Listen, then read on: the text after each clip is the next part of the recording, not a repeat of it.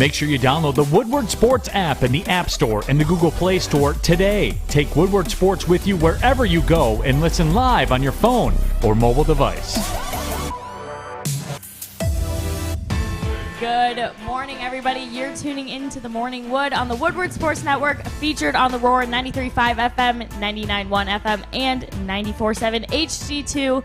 Good morning. Happy Friday. You have made it to the end of the week. I know my boy Fish is pumped. We've got football all weekend. That's something to be excited about. It's finally nice outside. It's not raining any longer, so I'm happy about that. Lots to be happy about. First, we've got to get into this Michigan game. They host Rutgers Saturday at 3:30. So, boys, preview this game for me, and who do you think's going to win, Adam?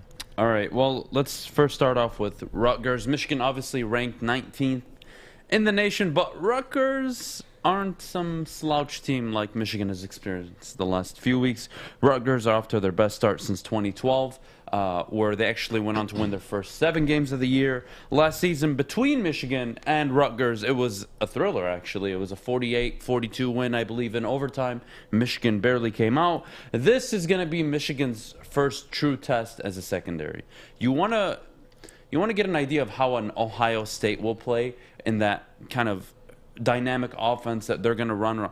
Lots of seam routes, lots of underneath routes. This is what Rutgers is going to offer. Their quarterback is second in the nation in completion percentage. He has also not thrown an interception this year. You're going against an offense that moves the chains, likes to control the clock through the air, though. They're completely different to Michigan. So I think this is actually a very good test for Michigan. It's a good barometer of how serious they are. This is their first Big Ten game for both Michigan and Rutgers. I'm really looking forward to it. Head-to-head, I believe Michigan is more suited to win this type of football game. They are 20.5-point favorites, keep in mind. I think that's a bit steep considering Rutgers, if we've learned anything from them this year, they're much better than last year. Their quarterback has improved so far. He's limited the mistakes. He's limited turnovers. He looks good.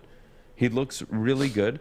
But I don't think Rutgers can slow down Michigan. I think that's going to be the key differentiator here. I think Michigan will be able to put pressure on the quarterback. I think Michigan is more than capable of forcing a few turnovers on the defensive side of the ball. And then you look at their run game. Nobody has figured out how to stop it yet. I don't expect Rutgers to have it where they can actually stop the Michigan run offense. So I like Michigan this game. I'm going to go Michigan 37, Rutgers 24. I think Rutgers covers the 20.5-point spread. I don't think this is going to be as high-scoring of a game as last season, but I think Michigan wins this comfortably. The Rutgers, they're 3-0. I think they're 3-0 and the Michigan's 3-0. Very different because if you look at the Rutgers' last win versus Delaware, they gave up over 100 yards rushing as an entirety. So they're a team that hasn't shown they could stop the run, at least in the last 3 games. They're 3-0, no doubt. Noah Vedral is actually playing well. He has 4 touchdowns, 0 interceptions. But I think that all ends when he faces this Michigan defensive front. It's a different team. And defensively, I don't think Rutgers is going to be able to stop the 300 monster, the Hassan Haskins, the Blake Corum, and the Donovan Edwards. I think they're going to struggle with that. And as long as Cade McNamara can just keep the ball out of the opponent's hands and just game manage, I think they'll be fine. I mean, we'll see what the 300 monster can do on the ground. I think Michigan wins this. I would say 34-21, 34-24. I think Michigan cruises the victory. I think this is just a different level of opponent the Rutgers have faced thus far. They're 3-0. Don't get me wrong. It's, like you said, best start since 2012. They have pretty good quarterback play, but the teams they've faced, considering what Michigan is, it's very different. I think this Michigan defensive front is going to give Noah Vedral problems. And on the flip side, the Rutgers defensive line hasn't faced an offensive line like Michigan's or a run game. So, and there haven't been, no team has been able to stop Michigan's run game. I doubt it's Rutgers that does it. Like you said, it is a good test for Michigan in terms of just record-wise. They're both 3-0. But if I had to be realistic, I think Michigan cruises away to victory, and I think Corum has another big game because I don't think they stop him. Noah Vedral, this is a big test for the team. And the Rutgers are not in a good position right now in terms of schedule. They got Michigan this week, Ohio State next week, Michigan State the following week, Northwestern, and then Wisconsin. So, yeah, they could easily go to 500 or below it. They got a tough 3-4 games ahead of them, and I think they start with a loss against Michigan. And I feel comfortable saying that. Even if it's Cade, I think Cade will do a good enough job just keeping them afloat. And they're going to, like you said, they're going to run all over Rutgers. I truly believe it. If Delaware can, God, you're going to get introduced to the three-headed monster that Michigan has. You're going to have a bad day. You're going to have a very bad day. Yeah, we're both on the same page. I don't think Rutgers is remotely capable of stopping this run offense. No. They just don't have a chance. I'm not sure how they pull it off, to be very frank with you. And that's going to be the key difference. Again, Rutgers has shown in their first 3 games, and even all of last year, they can move the ball down the field without turning the ball over that often. They're actually a pretty solid offense. It's the defense that really concerns you with Rutgers. Again, their quarterback, 2nd in the nation in completion percentage. He hasn't turned the ball over this year through the air.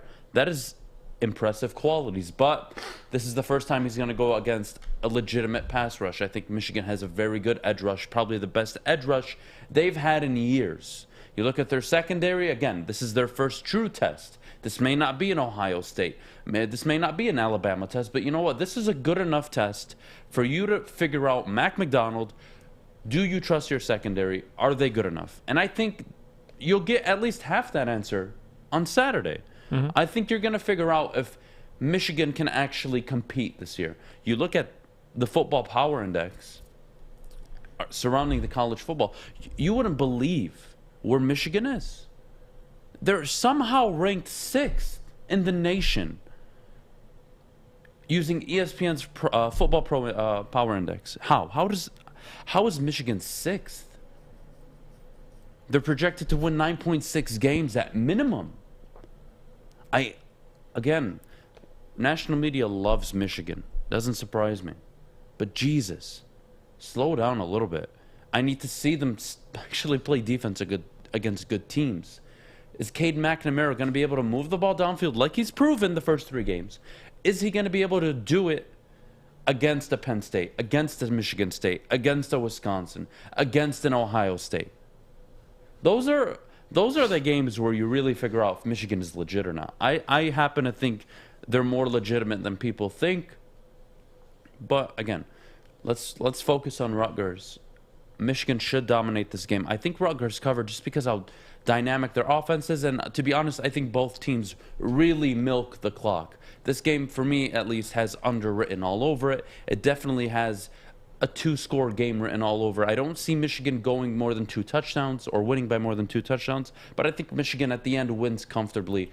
Again, Rutgers, I don't see a chance they stop Michigan's run offense. Yeah, I don't see. I mean, Michigan's just going to control the clock with this run game. If they're not going to be able to stop them, I don't see the Rutgers being able to get on the field much. So, I mean, I'm comfortable saying 30-something to 14, 31-14. You could put them in the 20s, whatever the case may be. I just think this defensive front for Michigan is a new test for Rutgers. The 3 teams they faced, Noah Vedril's got little to none pressure. So this is a different test for them. 3-0. We'll see where they stand in the Big Ten because their next 3 games will tell a lot. They got 3 good opponents, at least comparable opponents to Rutgers. So it's going to be great. It's going to be great. You've got Wisconsin, probably suited to. I wouldn't say stop the run, but you're not going to find 300-yard success maybe against a Rutgers, against a Wisconsin, against a Nebraska, and then you go to East Lansing. That's going to be a big game. Are you going to really run for 300 yards? I don't expect that to happen, but regardless. I said before the season started, State and Michigan, I think they're going to start the season 5-0. Michigan's 5-0 win, which will be potentially against Wisconsin, could really change the vibe in Ann Arbor. We've seen them kind of just beat the bad teams and lose to the okay teams / good teams. And Harbaugh's never been able to go on the road and really beat his rivals. And you beat Wisconsin on the road, you really set yourself up for something special this year. You really do. You give your team the confidence, you give your fan base the confidence, and more importantly, the locker room in general, coaches, players, there's nothing more important than a win on the road against a team that you haven't won in years against on the road. That is, I don't want to see a bonding moment, but it's really something special when you're able to go out and prove to not only, let's say, the outsiders, but yourself, that we just went on the road and beat Wisconsin, guys. You're telling me we can't head up to East Lansing in 2 weeks and do it? That's kind of the vibe they're going to get if they're able to pull this off. But again, Rutgers this weekend, I think Michigan has no issues. It'll be a little closer than people expect. Maybe I have Michigan as 13-point favorites. I think they win 37-24. I don't see how Rutgers slows down Michigan's run game. Jeff, what's your final score prediction? I'll give the Rutgers like 17 points. I'll say 34-17. I still think it's going to be 2 scores, but because like I said earlier, I just think Michigan's a different test for this Rutgers team. I think it's kind of a wake-up call the next 3 weeks for them. So I think it starts with Michigan, and they're going to be on the field most of the game. So I got Michigan. Fair enough. All right, well, you guys, it's Friday, which means tonight we've got Friday Night Clash. Every Friday we've been broadcasting one of the best games in the Metro Detroit area on Woodward Sports. You can find it on Facebook, YouTube, and Twitter. And this week's matchup is Belleville at Dearborn-Fordson. So make sure you go out to that tonight. Shout out to our friends at Planet Fitness and the prep for that. And you can live stream it at 9 p.m. So don't miss out on that. All right. Up next, we're going to talk about Thursday night football from last night. We're going to give you a little recap there. But before we go, I need to hear about our friends over at Northwestern Tech. Well, let me just say this. If you know anybody that is looking for a job, listen, Northwestern Tech hires them straight out of into this field making, $70,000 a year. So if you know anybody that is interested in a school like Northwestern Tech, tell them they can start a new career in an industry that is always essential. Always. The heating and cooling industry. You can learn more today by visiting that website right over there, northwesterntech.edu, for more information. Welcome to the Call Sam Chopper Shop, where you can win a custom-built chopper while helping our veterans at the same time. Watch as the Bad Pig Custom team turns this bike into a one-of-a-kind classic chopper. And when it's finished, we'll be donating the bike to Volunteers of America Michigan to raffle off in support of our vets. A great cause to give back to those who've given so much. Watch for Call Sam Chopper Shop episodes on our social media channels and get your raffle ticket today at callsam.com/chopper shop. Welcome back, everybody. You're tuning into the Morning Wood on the Woodward Sports Network. Happy to have you here on a beautiful Friday. All right, it's Friday, which means last night we had Thursday night football. The Carolina Panthers beat the Texans 24-9. The Panthers are now 3-0, and the Texans are 1-2. So, Jeff, kind of recap this game for me and give me your thoughts. Well, yeah, I mean, yesterday I said up here I had the Carolina Panthers winning 24-10. They won 24-9, so I was 1 point off. I thought Sam Darnold would just keep playing good. He had 23 for 34, 304 yards and a rushing touchdown. Didn't get one through the air, but as soon as McCaffrey went out with the hamstring injury, they kept the gas on the pedal. They kept it going. And I think Joe Brady and Matt Rule are the best thing that ever happened to Sam Darnold. I think just the regime change, the culture change, him going from the New York Jets to the Carolina Panthers, it did wonders for his career. You can compare it to a Ryan Tannehill, whoever you want to compare it to, but it happened so early in his career. I think it's just great to see. I mean, they come out, they're 3-0. I think they're legitimate playoff contenders, at least in the NFC South. It sucks you share a division with the Super Bowl champs, but I like the Panthers. I like them. I like them better than the Saints because Jameis Winston, you only could ride on him for so long before he starts turning the ball over. I think Sam's been playing lights out, and they got Chuba Hubbard now looking to get more carries. McCaffrey was doing wonders for that team. It sucks he cannot stay healthy. Even dating back to last year, he played a couple games. When he was playing, he played well, but he just can't stay on the field. And that honestly sucks as a football fan to see that. He's got to stay healthy, especially for the Panthers if they want to make it far anywhere. But just as a team, their defense played awesome. I thought Davis Mills wouldn't score more than a touchdown. I was right, but I didn't know he'd play well. He didn't play horribly. He had his whole family in attendance to watch him, but the Houston Texans are the Houston Texans. I mean, what do you expect? I had the Carolina Panthers winning. They're 3-0. They got a win on the road. It's a great win for the Carolina Panthers, and I think I want to see how Sam Darnold can sustain this level of play throughout the whole season. I mean, 23 for 34 isn't that impressive throwing the ball, but earlier in the game he was way more efficient up until the last couple quarters when there was no McCaffrey. He had to air it out a lot, but I like Sam Darnold. I like what he showed last night. I want to see them up against better teams just to see how they match up against. Just because I love watching this team, man. Matt Rule and Joe Brady, they're doing good things over there, and they're really transforming the Carolina Panthers into a team that everyone needs to pay attention to. I mean, we always said if they got a quarterback and they got Sam Darnold, and he fits in that system. So it was a good game, good Thursday night game. Obviously, football fans would like to see better teams, but the Carolina Panthers are no slouch. They're 3-0, and we'll see what they can do and see if they can make noise in this NFC South come later in the season. But I loved what I saw to Sam Darnold. Yeah, happy for Sam Darnold.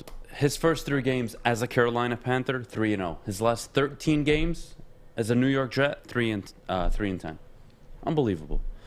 It just goes to show when you play for a dysfunctional organization, a coaching staff that really has no idea what they're doing.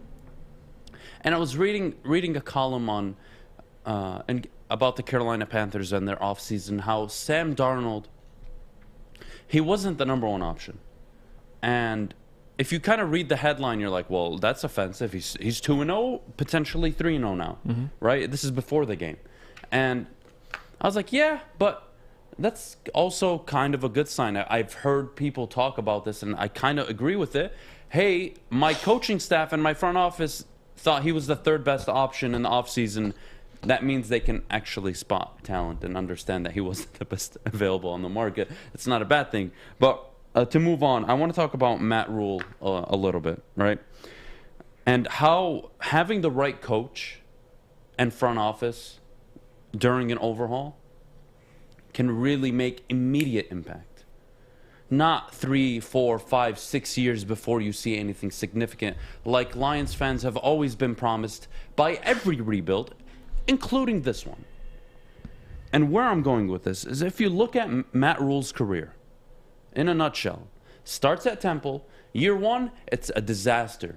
Year 2, they get on track, they're stable. Year 3, 10 wins, 10 wins, 10 wins. Boom. Goes to Baylor. First year, disaster. Second year, back on track, bowl games. Third year, 11 wins, significant bowl game appearance. Matt Rule in Carolina takes over an awful team, goes 5-11 last year with a multitude of injuries. To his best player, mind you, he's barely had his best player on the field for almost 85% of the games. He hasn't had him available. And then you look at him last year, winning with an XFL quarterback. So many injuries, but he kind of just, it's not a bad season for Carolina. You didn't expect them to do anything, but what they do, they hit on 3 defensive starters in their first draft prior and this draft again. J.C. Horn, broken foot, unfortunately, last night. That kind of sets them back, but regardless, Matt Rule takes over the 31st and the 23rd ranked defense in points allowed and yards allowed. Last season, he jumps them up to 18th in both categories. This season, they're first in every single defensive category. Keep in mind, this was a 5-11 team last year, and even worse the year before. And again, we're asking Detroit Lions fans to be patient. Give Dan Campbell at least 3 years, and the 4th year they'll compete. The 5th year, maybe they win something significant. And just to deviate a little bit, I'm not sure what's going on with Deshaun Watson in Houston, but is that like weird for anybody else, or is it just me? They're paying him not to play, but they're not punishing him for not playing. What? I've never been more confused with the situation in my life, but let me move on. Let me make the point I want to make about Matt Rule and now Dan Campbell. Guys, it's not uncommon in the NFL for head coaches to walk into situations that aren't all that great and turn it around within 2 years. Adam, what are you saying? What are you trying to say? This team is awful. Okay. The Carolina Panthers in 2001 were god-awful. They were 1-15. John Fox is hired.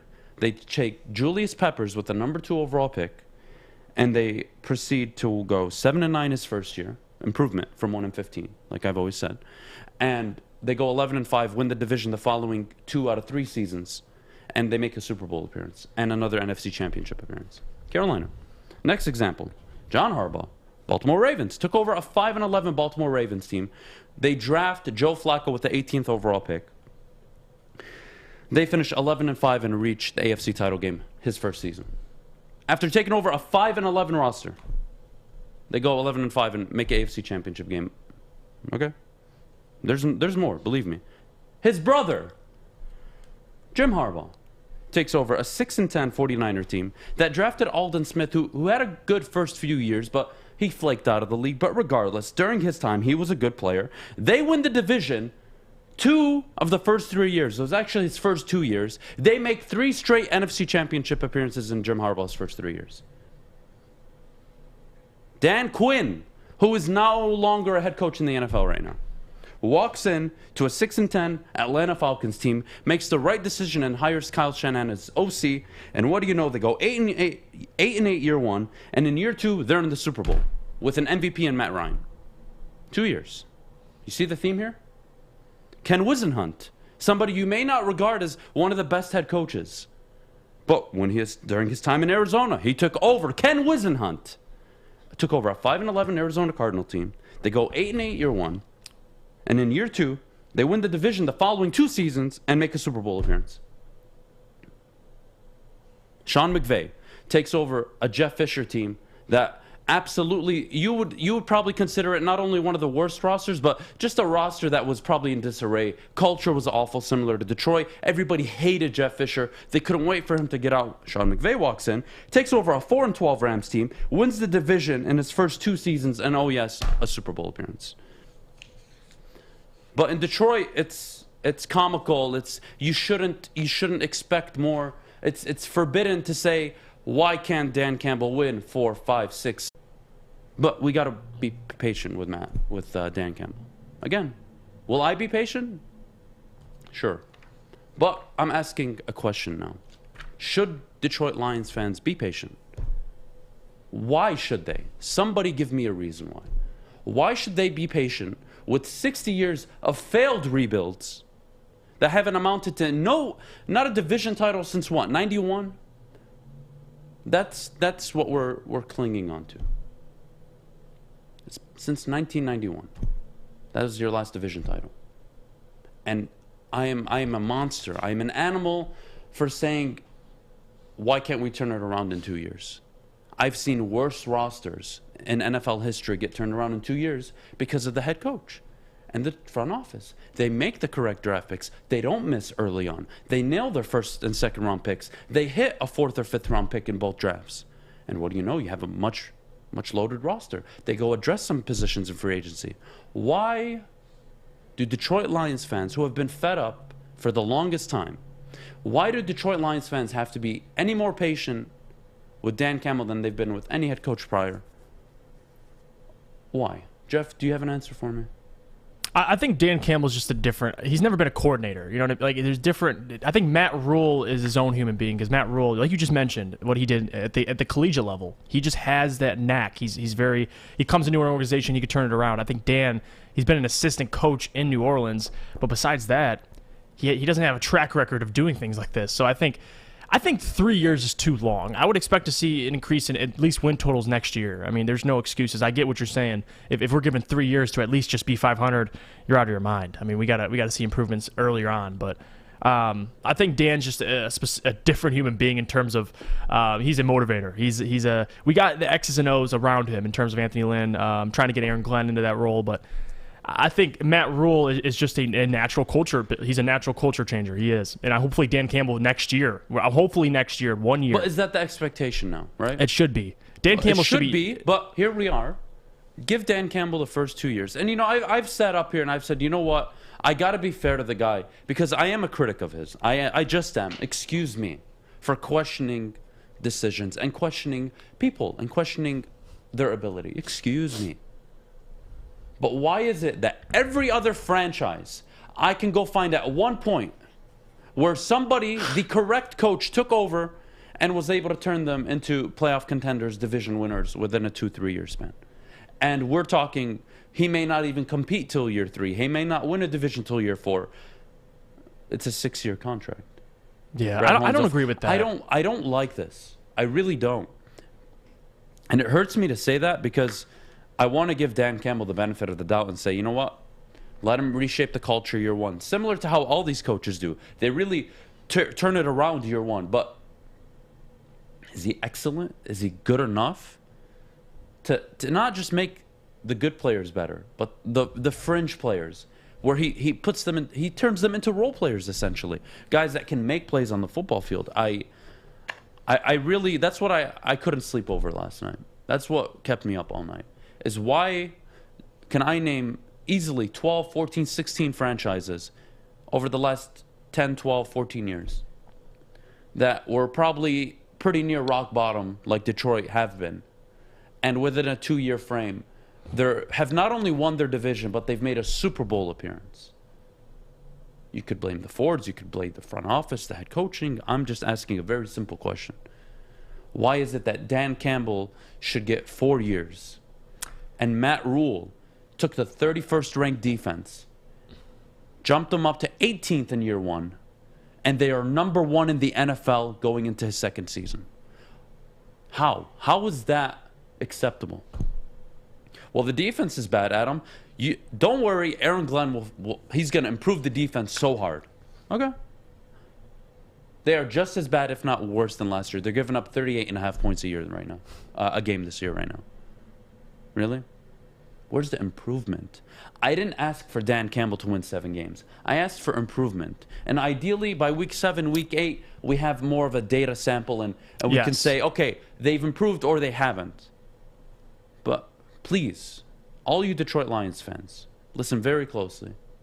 Ask yourself, why is it acceptable that every other franchise is able to rebuild and turn it around in under 2 seasons, but your franchise isn't?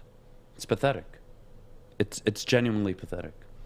And that's just the truth. I think 4 years is too long. I think you got to see at least an improvement, an increase in wins next year. I think that's, if you go 2 years of just being bad, no matter how much draft capital you have, whoever you're adding to your roster, and you're still, let's say he wins 7 games next year, 6 games. I mean, I think we still need to have a conversation. Is he the right coach? We need to get a good roster around him. That's the problem. But Matt Rule, he is a very specific type of head coach who does stuff like that. Like I don't know.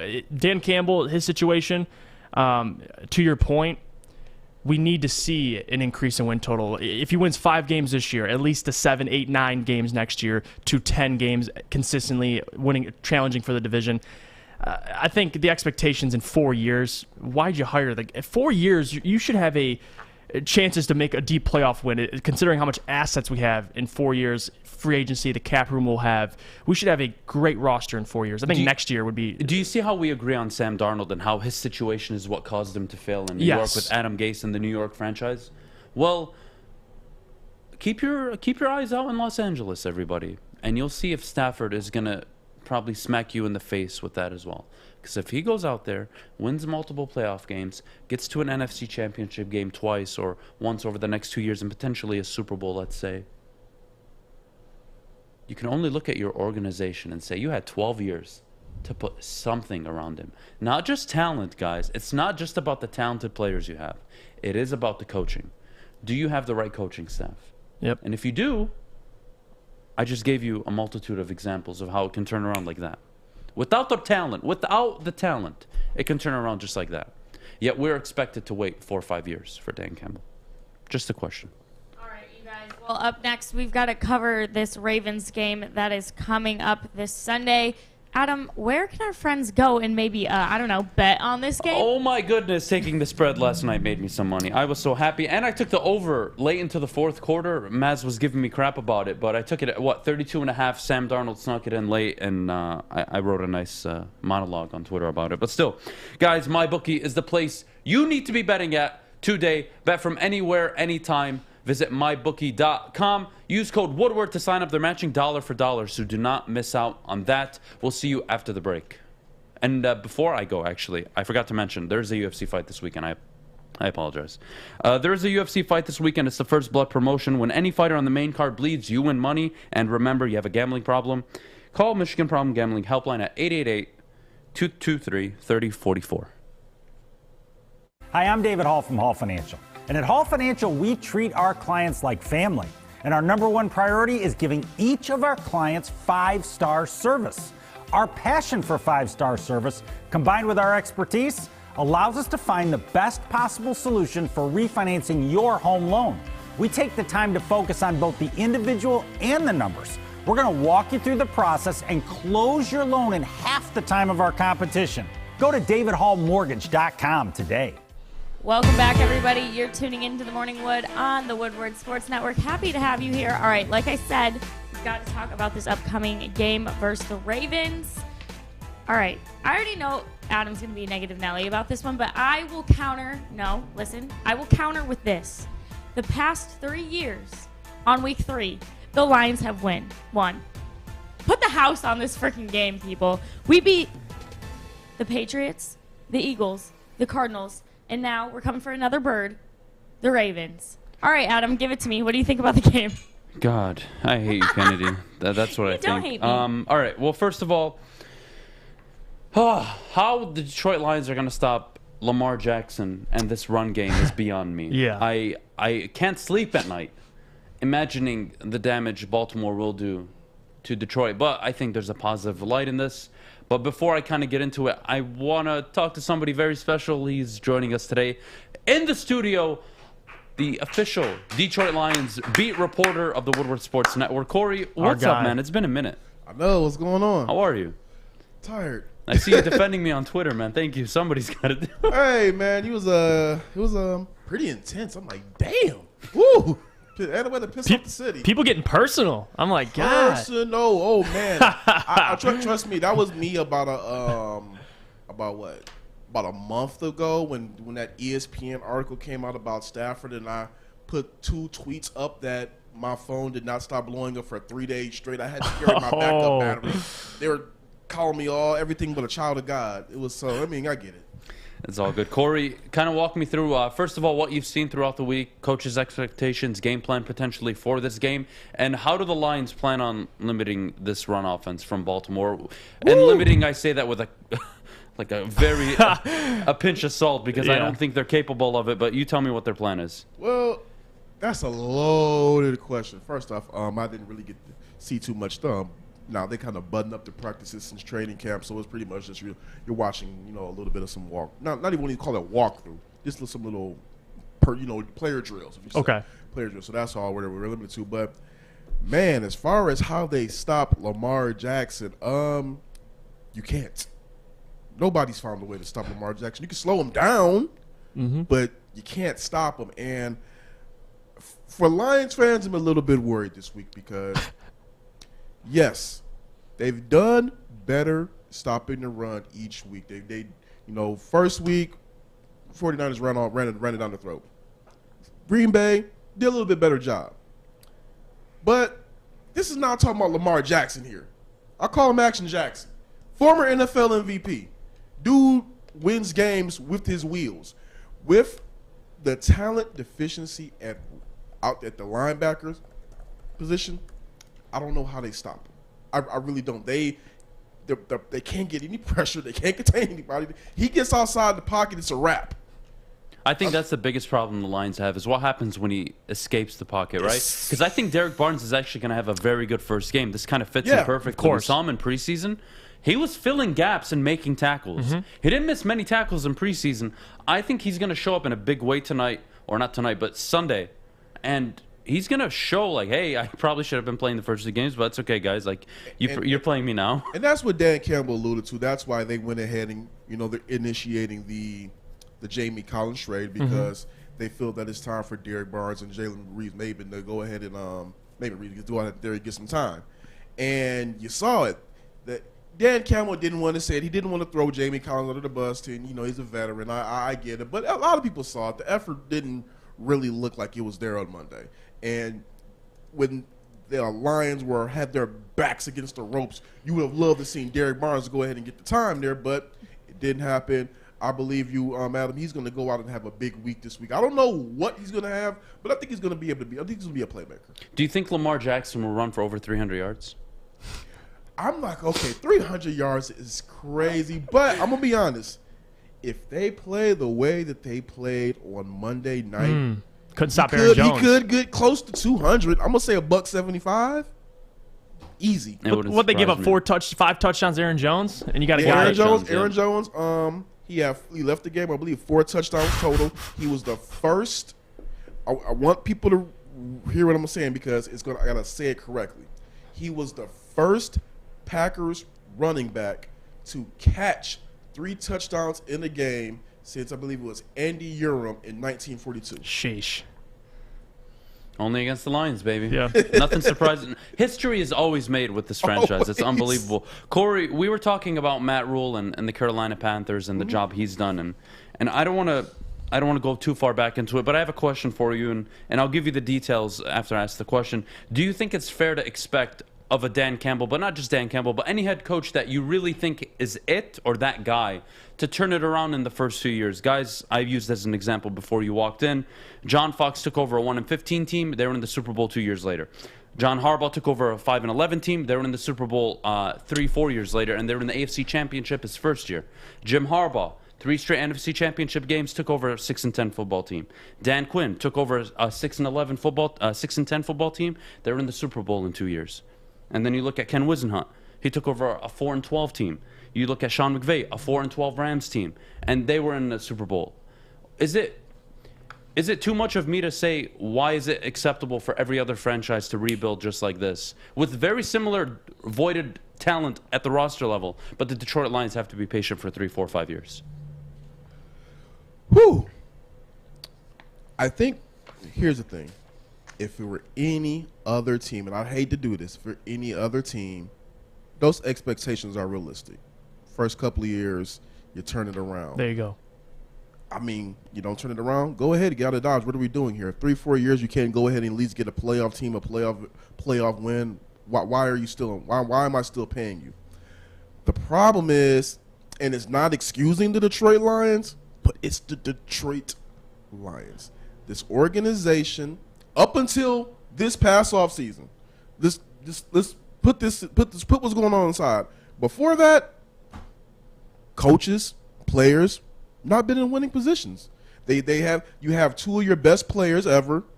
You don't do enough to surround them with talent. The coaches you hired hit or really for the large part have been miss. Is it fair? And again, I'm a huge critic of Stafford over the years, but is it fair to me to say Stafford should also be in that conversation? Stafford should be in that conversation 12 as well. years to really build something significant around him. He's shown you the glitz and glamour, and again, the season needs to play out in Los Angeles before you can make that assumption. But if he does go out there, win a division, in the hardest division in football, win a playoff game, get to an NFC Championship game, even a Super Bowl, you got to look yourselves in the mirror and say, what in the hell did we do for 12 years? If Stafford in his first year with the Rams goes out there, and I'm not even gonna let's put Super Bowl playoff win aside. If they win a division, if they win that division, that's an indictment on the Lions. Because that's a tough-ass division to go in there year one, regardless of how good of a coach you think Sean McVay is. Go in there year one, new weapons, and you go out there and you win the division with Kyler Murray, Russell Wilson, and then I'm not going to say Jimmy G, but the 49ers as a whole. You go out there and win that. I agree 100%. That's a large indictment on the Lions. I think, but to answer your question about Dan Campbell and about is it fair, I think this roster that the Lions have right now, hate to say it, it's a bad roster. It's not a winning roster. I said, when there are people up here, they were calling me negative Nancy and saying when I said it was a 5-12 team, this is a 5-12, 4-13 team. And just looking at the defense, looking at the lack of weapons that Jared Goff has to throw to. Granted, Quintez Cephas look like he has promise. We already know what T.J. Hawkinson is, top 5, top 3 tight end in the league, whatever you want to call it. There's promise in Amon-Ra St. Brown. I see that there. But there are not enough playmakers on this team for the offense to go ahead and capitalize. There's not enough playmakers on defense for them to stop a nosebleed. This is going to be a bad roster for at least the first couple of years. I'll say first year, I'm expecting 5-12. Next year, I'm expecting 7-10. And then after that, they should be in double digit. Okay, we're ready to compete and take over the division. I'm thinking by year 3, that's when you can really judge Dan Campbell, because he would have already gotten the stench out of the Quinn Trisha era out here completely, the entire stench, where he's able to go in here, bring in his guys, bring in his personnel, and then on top of that, you should already know whether you have something in Jared Goff by then. I believe they will. I think he's going to be here. I think Jared Goff, off of the first 2 games I've seen, I think he might stick around just off the simple fact that I didn't see enough to be like, okay, this guy's trash. Well, no, it's not that Jared Goff is trash, right? Just if you want to bring in, I don't think you need to bring in another QB. He's 26 years old. Just give this guy some weapons. He's already shown that if he has time in the pocket, 100%. he can do the and his damn wide job. receivers aren't helping him at all. Yeah, here not in at all. Detroit. Absolutely So not. I'm not going to judge Jared Goff. I will give you that, but I have to say, Corey, you're paying him almost $30 million right now. Mm-hmm. He's going to re-up in 2 years. You think he's taking a team discount? You think he's going to make under $30 million to re-sign? He's not. The cap is going up. Quarterbacks are being paid more. And me personally, I don't want to pay Jared Goff that kind of money. I don't think he's that good enough. And I think if you gave me a Deshaun Watson as quarterback, somebody that young could walk in dynamic, who I think is better than Jared Goff, I could win 7 games my first year as the head coach of the Detroit Lions. Something I don't think Jared Goff can do this year. Goff is limited, in my opinion. Yeah. I think they should move on. Whether or not they do is their decision.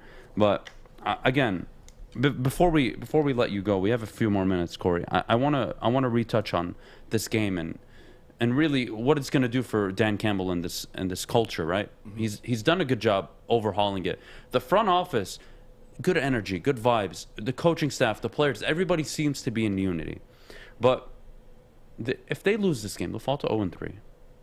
And they may not win a game till week 8, week 9.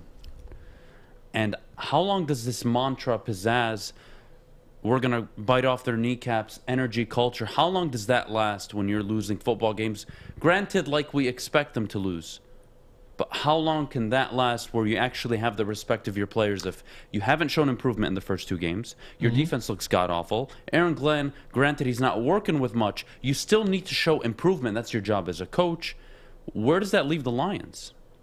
And hold on, let me add to that question because it goes back to the me and Adam talk about the antics and just how much he cares about it or whoever else cares about it.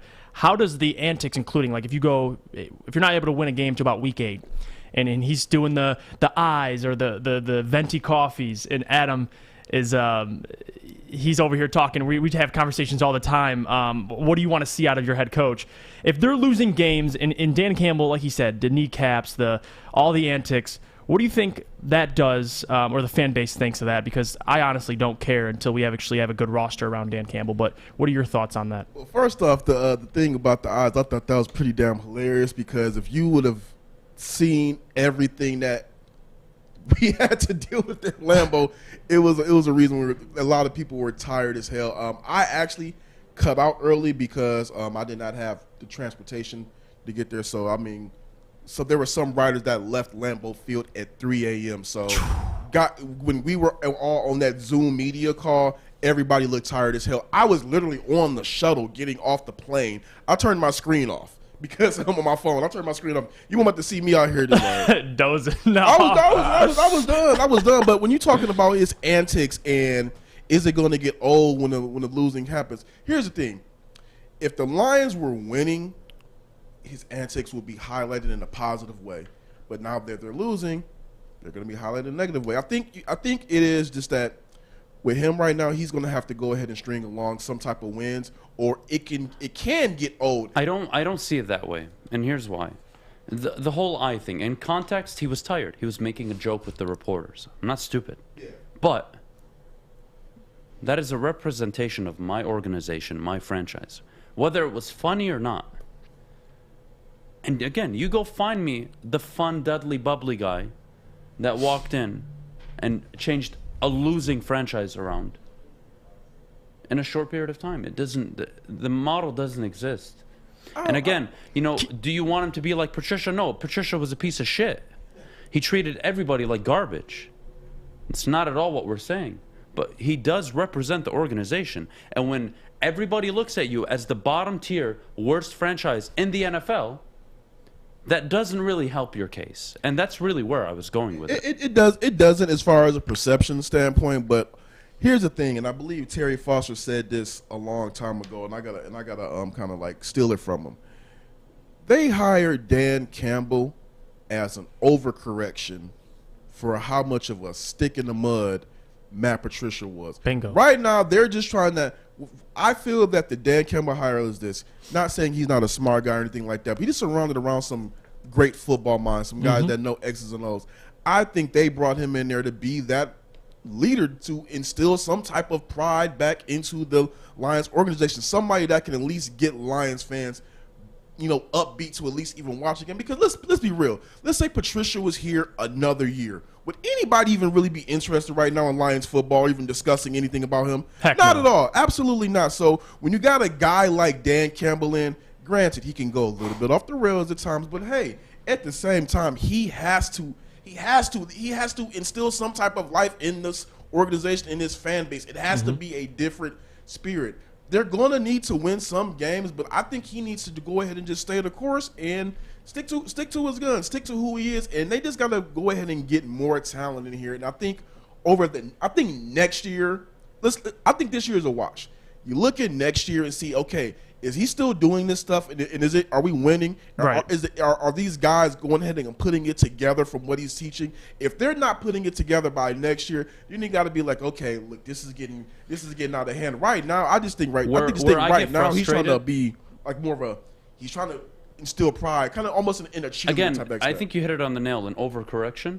But where I get frustrated is I could go find, let's say, a mid-tier quarterback around the league and go grab a young up-and-coming head coach, and I promise you I can win more football games than Dan Campbell will win this year. And that's just the truth. You have an O-line to work with. You have 2 dynamic backs. You have one of the best tight ends. But, Corey, we got to head to break. When we come back, we got to talk Michigan State. They are playing Nebraska. Corey, thank you so much, man. That is our Detroit Lions beat reporter, Corey Woods. Man, you're crushing it. I'm so proud of you, man. We're so happy for you. I'm trying. Thanks for all the information you always give us. I'm trying. I'm not a morning person. I got my Dan Campbell right here. So Let's go.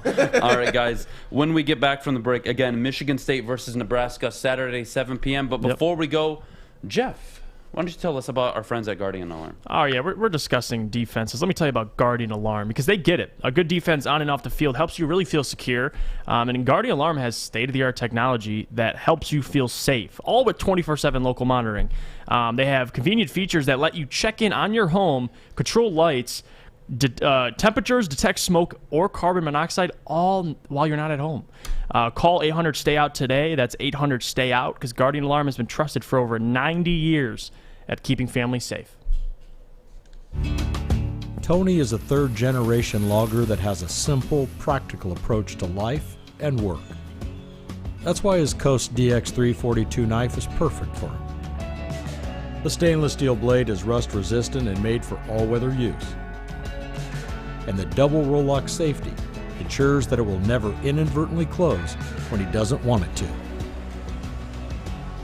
That's why Coast is trusted tough. Welcome back, everybody. You're tuning into the Morning Wood on the Woodward Sports Network. Adam. All right. We've got Michigan State hosting Nebraska this Saturday at 7 p.m. Wow, that's going to be a good game. Also, Michigan State released some pretty awesome uniforms. I am obsessed. But, you guys, that's not what's important right here. Let's hear what these guys have to say about the game. Jeff, let's start with you. Well, I mean, Michigan State, if they win this game, I think they go 5-0. You got a 2-2 Nebraska squad who's coming off a close loss versus Oklahoma. In Oklahoma, we already talked about earlier a couple weeks ago what we think of Oklahoma and their legitimacy. But they also lost to a 1-3 Illinois squad to open the season. It's a story of inconsistency with this Nebraska team, and I'm curious to see what Nebraska we get on Saturday, excuse me. And I think Michigan State goes in there. It's a program that has been playing consistent football in a year that we didn't expect Mel Tucker to be, putting these guys in the right position. I mean, they're 3-0. I mean, if you told me right now before the season they'd be 3-0 or possibly 4-0, 5-0, I think you're crazy. Adam over here later in the season, we did say like after they started 1-0, 2-0, they can go 5-0. It's completely likely. But I love what I've seen out of this MSU football team. I think dominating Nebraska at home, moving to 4-0 is asserting yourself really as a threat, because you got the Western Kentucky or Western Kansas next week, and then you got the Rutgers, you got Indiana, and then you got the big game versus Michigan. So I would love for Michigan State to go into that Michigan game undefeated. It would just build the hype for the game. It would make all Michigan and Michigan State fans beef even more if both teams are undefeated. It would be great. It would be awesome to watch. But it really depends if Kenneth Walker, the guy we talked about being up there in the Heisman discussion, coming out against Nebraska and running all over the field against them, because Nebraska's been iffy at stopping the run. You got a Kenneth Walker who pretty much against every team he's faced has ran all over them. So, I think Michigan comes in, they get another win, they go through 4-0, and Nebraska is, even though they just lost close to Oklahoma, I think they're in for some problems, because Oklahoma doesn't have the run game. Michigan State has. I mean, they have Spencer Rattler, but he played a couple iffy games so far. So I like Michigan State's chances. I think Nebraska comes out, they get slapped in the face, and I got Michigan State winning 27-14. We'll say that. Why not? Or 28-14. We'll go that. But nonetheless, I think I love what Mel Tucker's doing so far. I think it's great. Talk about Matt Rule, what he did in college. Mel Tucker going to Michigan State after a D'Antonio and completely doing a 180. This team goes 3-0 right out the gates with a chance to go 5-0. So it's impressive. I love what MSU's doing. And the only reason why I want both these teams to win is because I want them to both be undefeated when they face. So that's the goal. That's the ultimate goal, because it's going to build the hype for the matchup close to Halloween. So I got Michigan State, giving them a win, even though it's going to be a good game. But what do you think, Adam? Nebraska are probably pretty suited to play a tough game against Michigan State. I think this is a very good test. We talk about Rutgers being a good test for Michigan to kind of gauge where they're at. Are they legitimate? Are they not? This is really good for Michigan State. They've already played a Miami. They've already opened up a way to Northwestern, and they've proven they can win. And now Michigan State is playing Nebraska in East Lansing. The Spartans are off to their best start since 2015. Peyton Thorne and Kenneth Walker have really turned this offense around. The Spartans' defense will have their work cut out for them. They had it cut out for them against De'Ara King. They proved they can stop a mobile quarterback. Well, guess what? You're getting another mobile quarterback in Martinez showing up this week in Nebraska, except I believe Nebraska probably has a better defense than Miami. Nebraska, we saw how close they played Oklahoma late. They were able to fluster Spencer Rattler. I'm curious to see how Peyton Thorne plays. He's been phenomenal to start the year. Kenneth Walker, we all know, in my opinion, he's probably a top 10 Heisman getter right now. I don't think he's in the top 5 conversation, just because the Heisman is so much about storyline and narrative and coming into the season that when you're not even a Heisman favorite, going in or even on the radar, it's very difficult for you early on in the first 3, 4, 5, 6 games to be on the radar up until like week 7, week 8, week 9, when your team has 7, 8 wins and you're really still going out for 150, 200 yards every single game. That's when Kenneth Walker will really be in the conversation. I already kind of threw away the Blake Corum one. I don't believe he's in the Heisman it's a ridiculous take. Blake Corum shouldn't be in that conversation. But regardless, let's go back to Michigan State. My final score prediction on this game, I've got State winning 26-16. I think it's going to be a low-scoring game.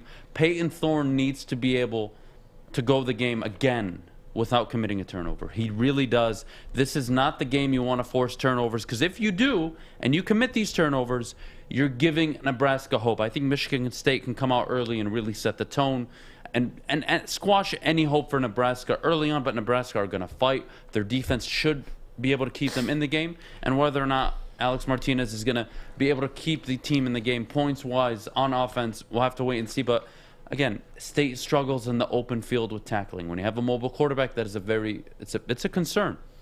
We'll see how they do. They showed it against Miami last week. They were able to win on the road big. They're now home against Nebraska. A big Big Ten matchup this week, in my opinion. It's really a statement win for Michigan State, more so than the Miami or even the Northwestern win, in my opinion. They got Western Kentucky after this, and then we all know what comes next. So be prepared. I think this is going to be a good game. I think it'll be low scoring. I think Nebraska's going to keep it close just because they're one of those teams that you just kind of can't brush away so easily. So again, I'll expect a close game. Kennedy, your thoughts? Michigan State, Nebraska. Who do you got winning? I got to take State. It's at home. I think they're going to pop off. They got the new unis. They're ready. And, they just have seemed like they've got a little chip on their shoulder when it comes to the Cornhuskers. Been seeing it all over social media. So I think they're ready for them. I think it'll be a close game, but I think State will pull it out. You like that? I'm okay with that. I think State, I already said it this year, right? Early on in the season, I said Michigan and State would finish 5-0 or start 5-0 on the season. This is a winnable game. This is a winnable game for the Sparties. It really is. I think they've got this game in the bag more so than Michigan and Rutgers. Yeah. I think Michigan, again, if their defense is legit, they're going to smash Rutgers. And if they're not, Rutgers is going to put up points. It's going to be closer, and it's going to be an uncomfortable game for Michigan. The Cornhuskers started off the season with like a lot of drama and stuff too regarding their coaches and like protocols that they were missing, like COVID-wise. So I don't know how ready they are because it was a mess for a while there. So hoping the Sparties can pull it out.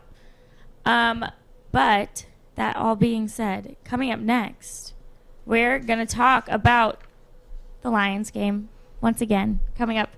Oh, where can you watch that, may you ask? I'll tell you. We've got a Lions pregame show, and it's pretty awesome.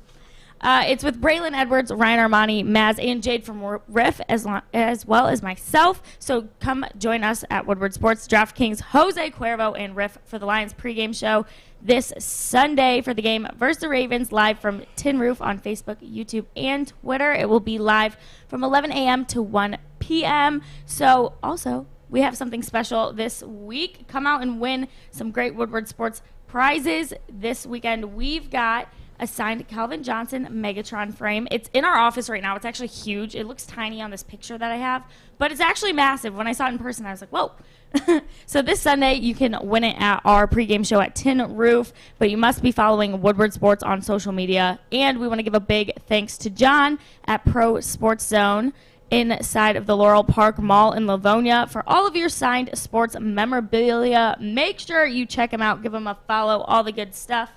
All right, that's all for me, Lions game-wise. But now we need to hear from our friends over at Papa Romano's. Well, it's Friday, and you know what that means. It's pizza day. And you go to Papa Romano's right now. They got handcrafts pizzas that have made them a Detroit favorite for over 50 years.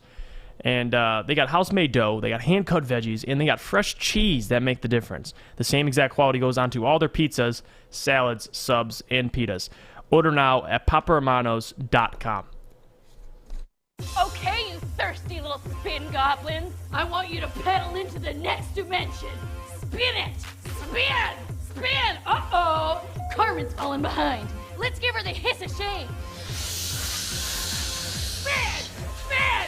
Spin till you bleed! Don't ride the bike of shame.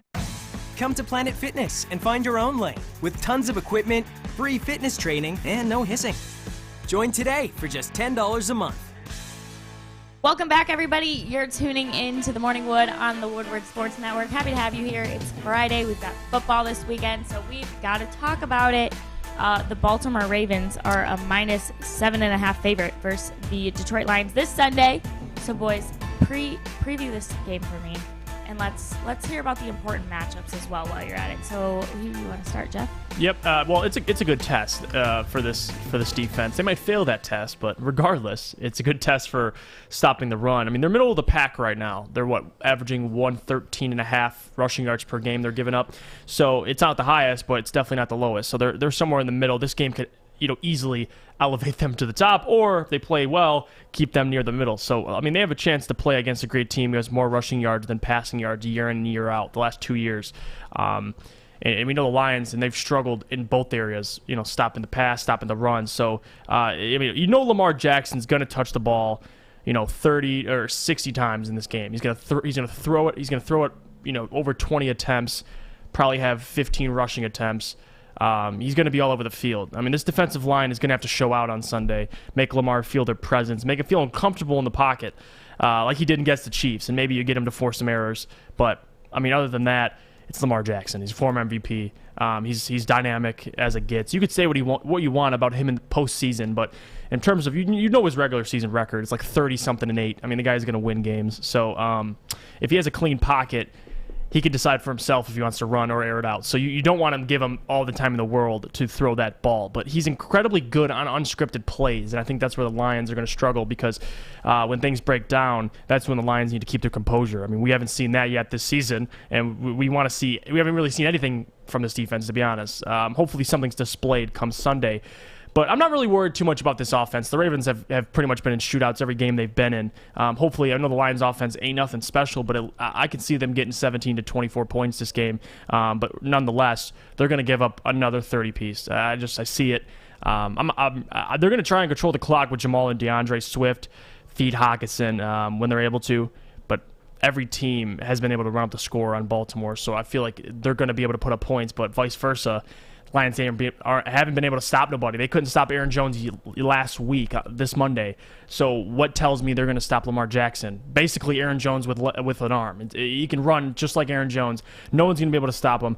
I can see him having 100 yards rushing, or 200 yards passing. This guy's going to go off. But the real test is this defense. How do they hold up against this Ravens rushing attack? Yeah, I think you nailed most of it on the head. The Lions, this is really unfortunate, right? So it was unfortunate in week 2 because the Packers got embarrassed week 1. Yeah. And they're coming out on Monday Night Football prime time. You weren't winning that game.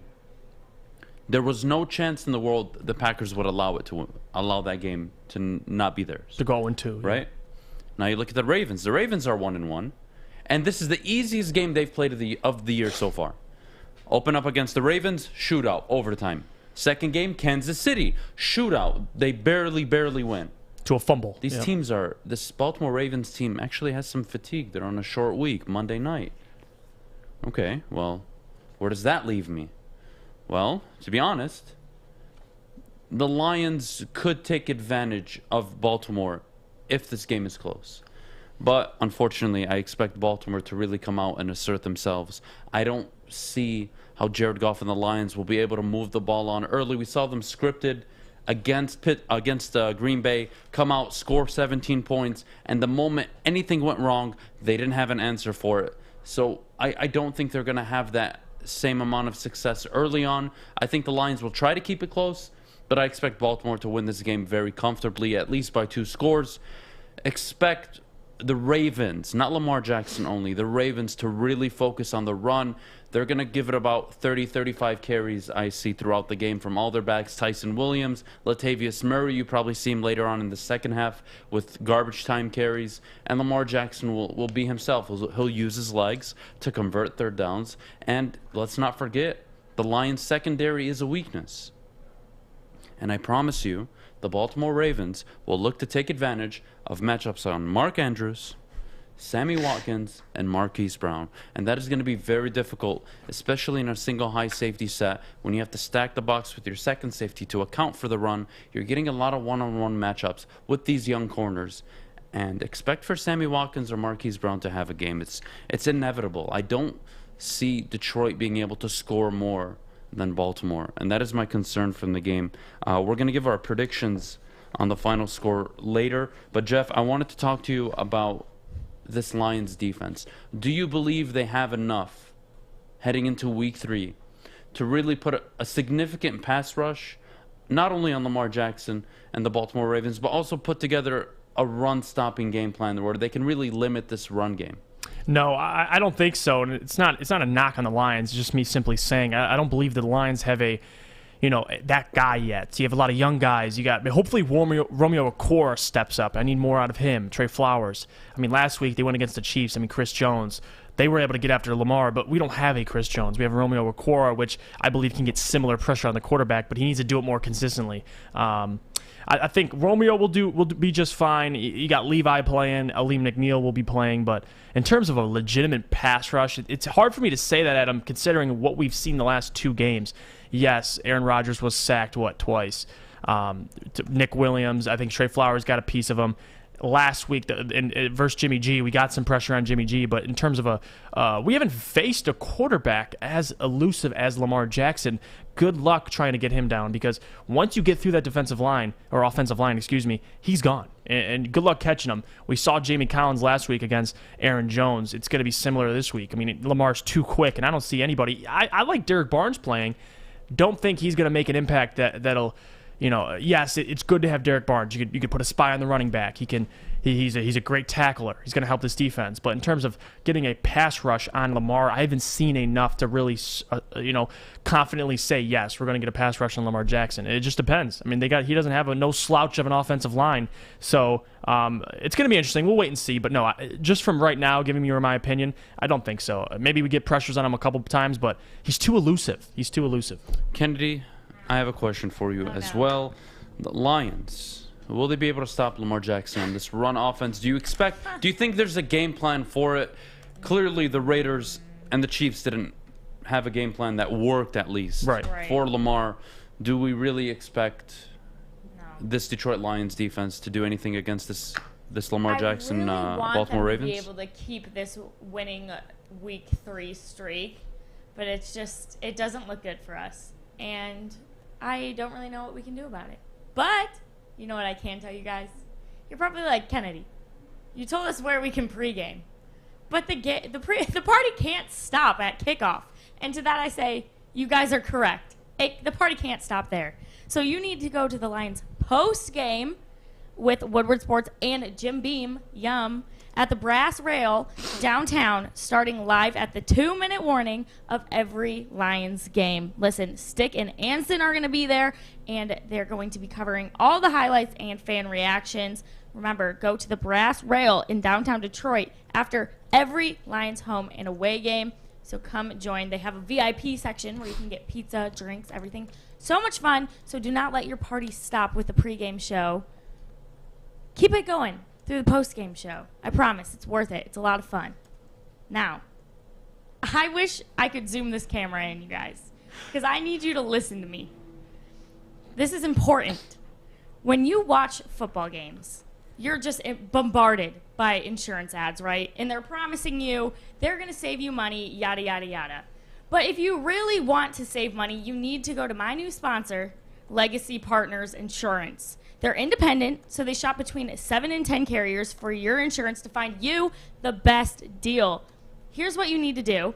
This is very important. I need you to call 586-209-4106 and tell them that Kennedy sent you. This is the most important part. I know Maz is a Legacy partner as well, but I need you to tell them that Kennedy sent you, not Maz. We're in a little competition right here. So call that number, and just for getting a quote, you will be put in a drawing for a $50 gift card. You guys, that's like free money. Come on, just give them a call. It's completely free, and you can win a $50 gift card. So go call or go to legacypartnersins.com/Woodward today. All right, you guys, we will see you after the break.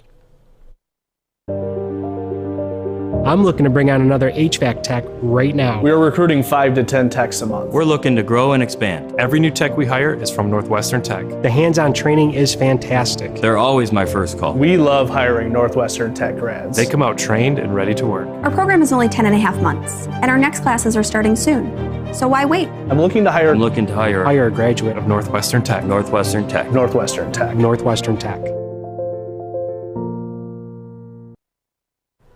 All right, welcome back to the Morning Woodward Show. Kennedy was abducted in her place with breaking news. Detroit Lions beat reporter, our very own Corey Woods. Corey, what's going on? Adam, I want to see your I want to see Adam's reaction when this happens, because this is going to affect his bottom line in an interesting way. I don't know if you guys seen it. NFL Network's Ian Rappaport was talking about it yesterday. Now it's official. Super Wild Card Weekend will now include a Monday Night Football game.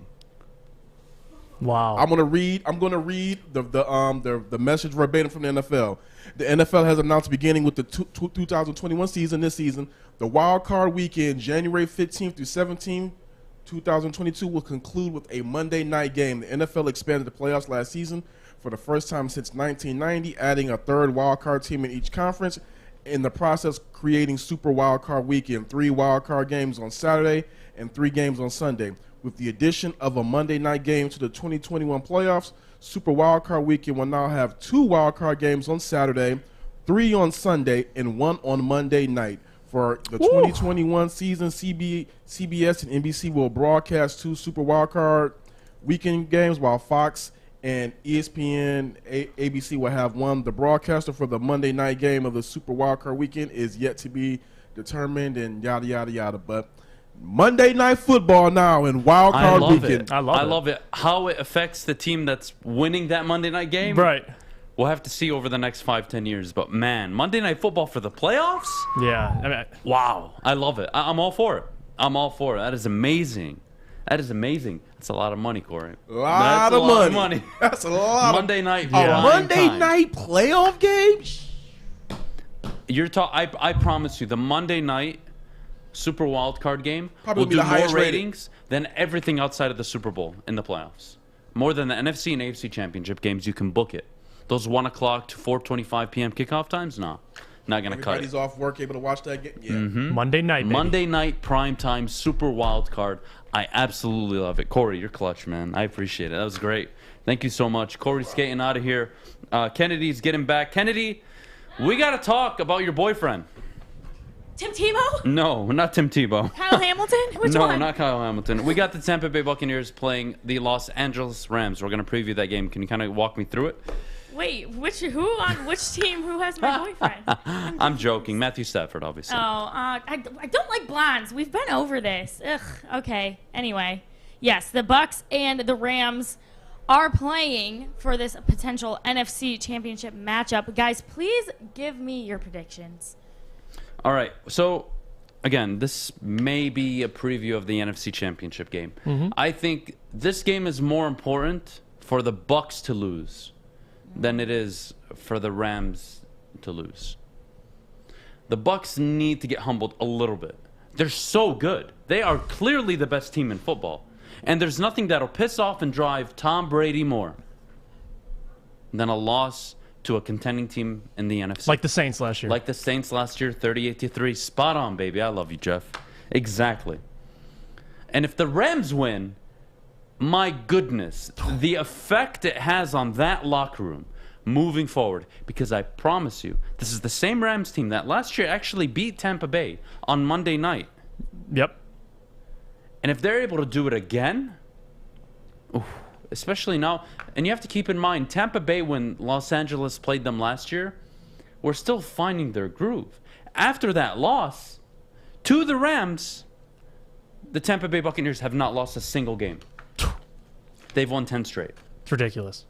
And here come the Rams again. And the Rams now are getting the best version of the Tampa Bay Buccaneers. I think this is going to be a shootout game.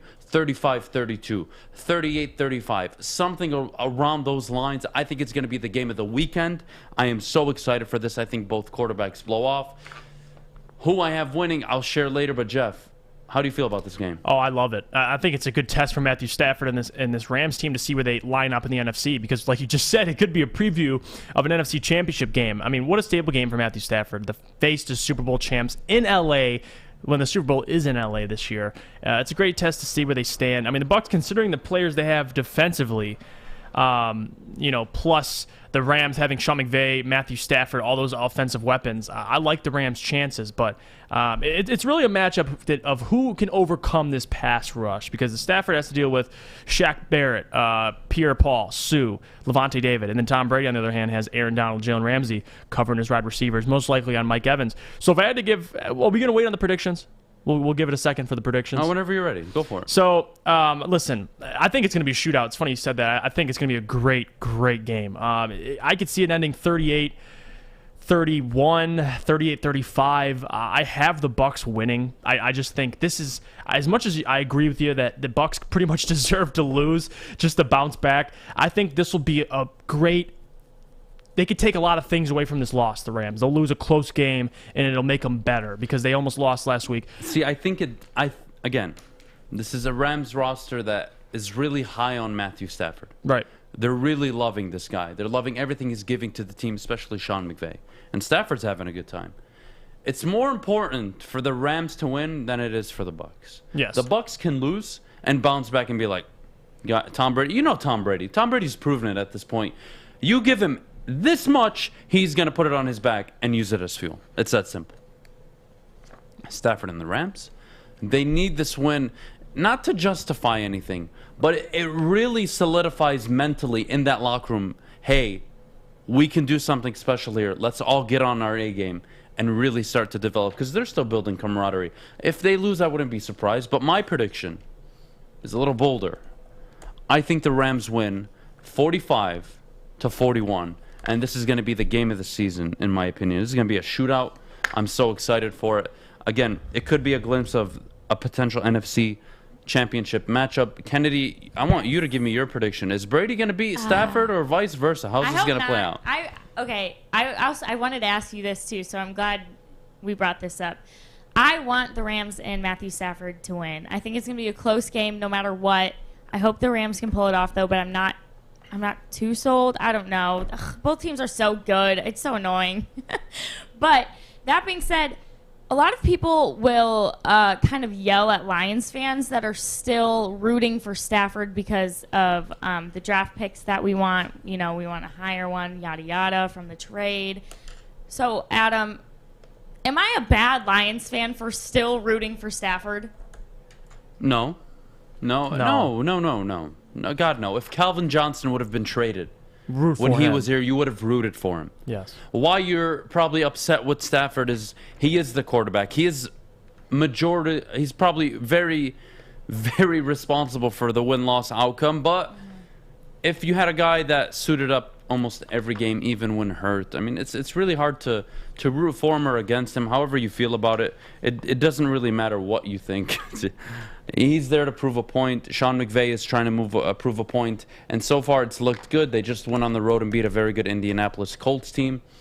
Now they got their true test. Matthew Stafford, 8-67 against winning teams. Now you got the champ. You've got the winning teams. You got the champs. You've got the A-list team to measure yourself up against. What are you going to do? Are you going to show up and throw 2-3 interceptions? Or are you going to ball out, throw for 350, 2-3 touchdowns, not have many turnovers, and put your team in a position to win the football game? It's not going to be an easy game. It's not going to be an easy game. But my goodness, this is either going to be a high-scoring shootout game, or we're going to see an ugly 24-20, 20-17 nasty grind-out game. It's going to be one of the two. My worry for Matthew Stafford is that offensive line of his. If they can hold up against this Bucs pass rush, because we already know what the Buccaneers offensive line looks like.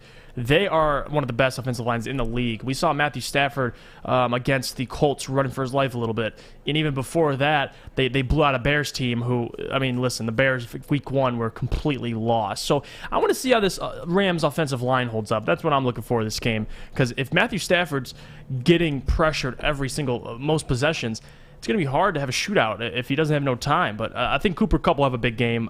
They've lost the Bucs lost Sean Murphy bunting, so their secondary is a little weak. But nonetheless, the pass rush is still there. So I want to see how Matthew Stafford does against these dogs up front. It's going to be real interesting. All right, very good. My prediction, again, I already gave it for the game. I think it's going to be a high-scoring game. Yep.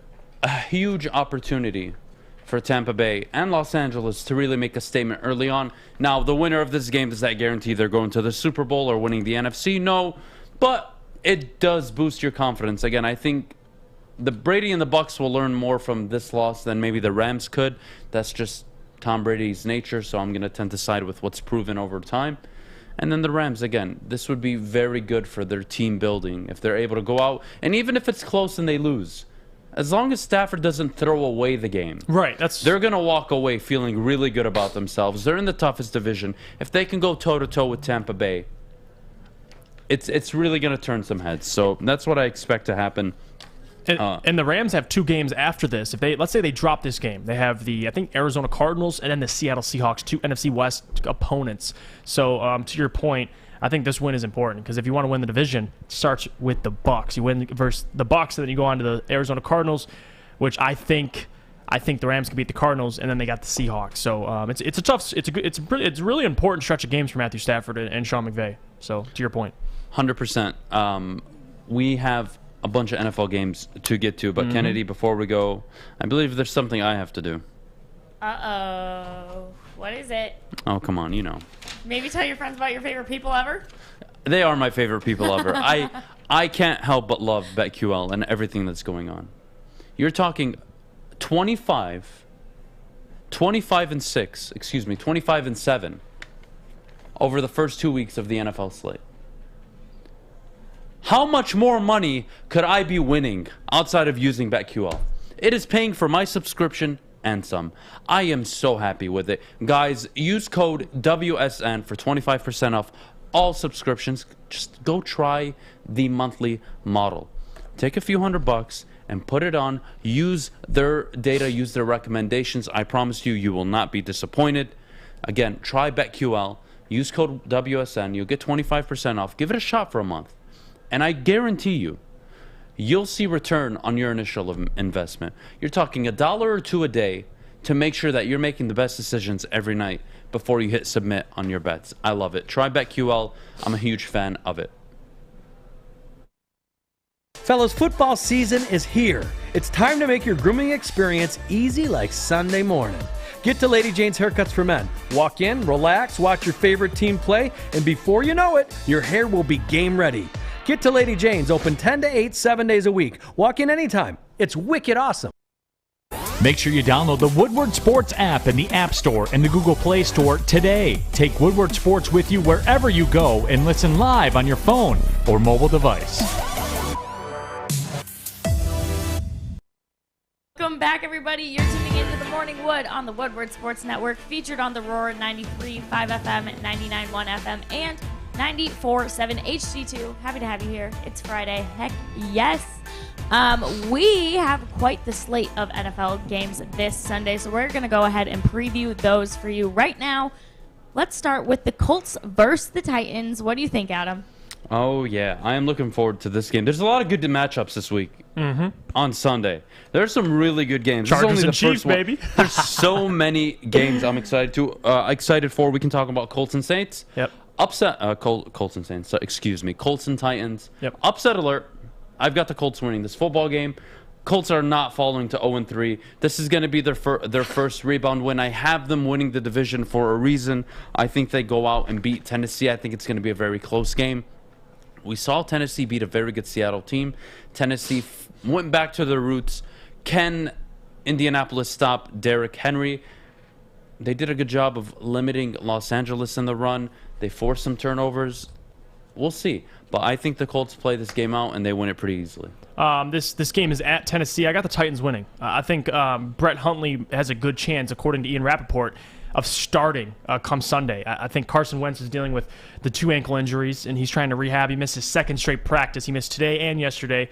I don't think if he does play, he doesn't have enough reps to play well, in my opinion. So I got the Titans winning. I don't think they stopped Derrick Henry. Yeah, they did good against the Rams, but my goodness, Derrick Henry is a different human being. And I think Julio Jones and everything else, they got a good team around him. I think they start clicking.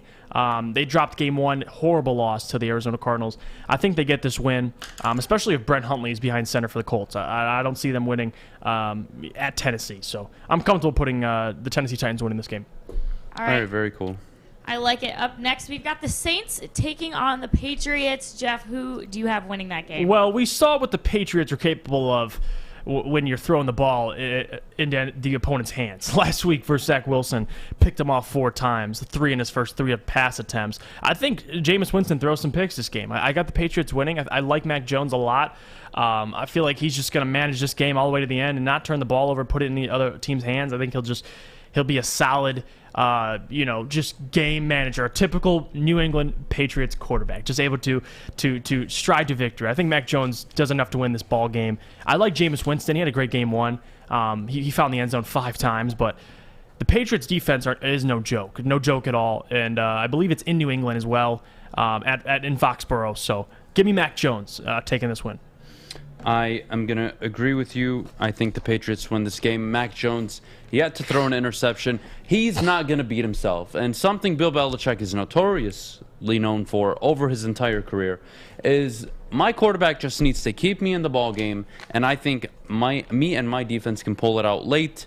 I expect Jameis Winston to struggle similar to how Zach Wilson did last week against New England. The defense rises to the occasion for a second straight week. Mac Jones probably has a career day against a New Orleans defense that has been up and down. We saw them play really well week 1, dumpster fire week 2. What are we getting week 3 out of New Orleans? I have a lot of question marks, but I do have the Patriots winning. Final score 27-20 New England.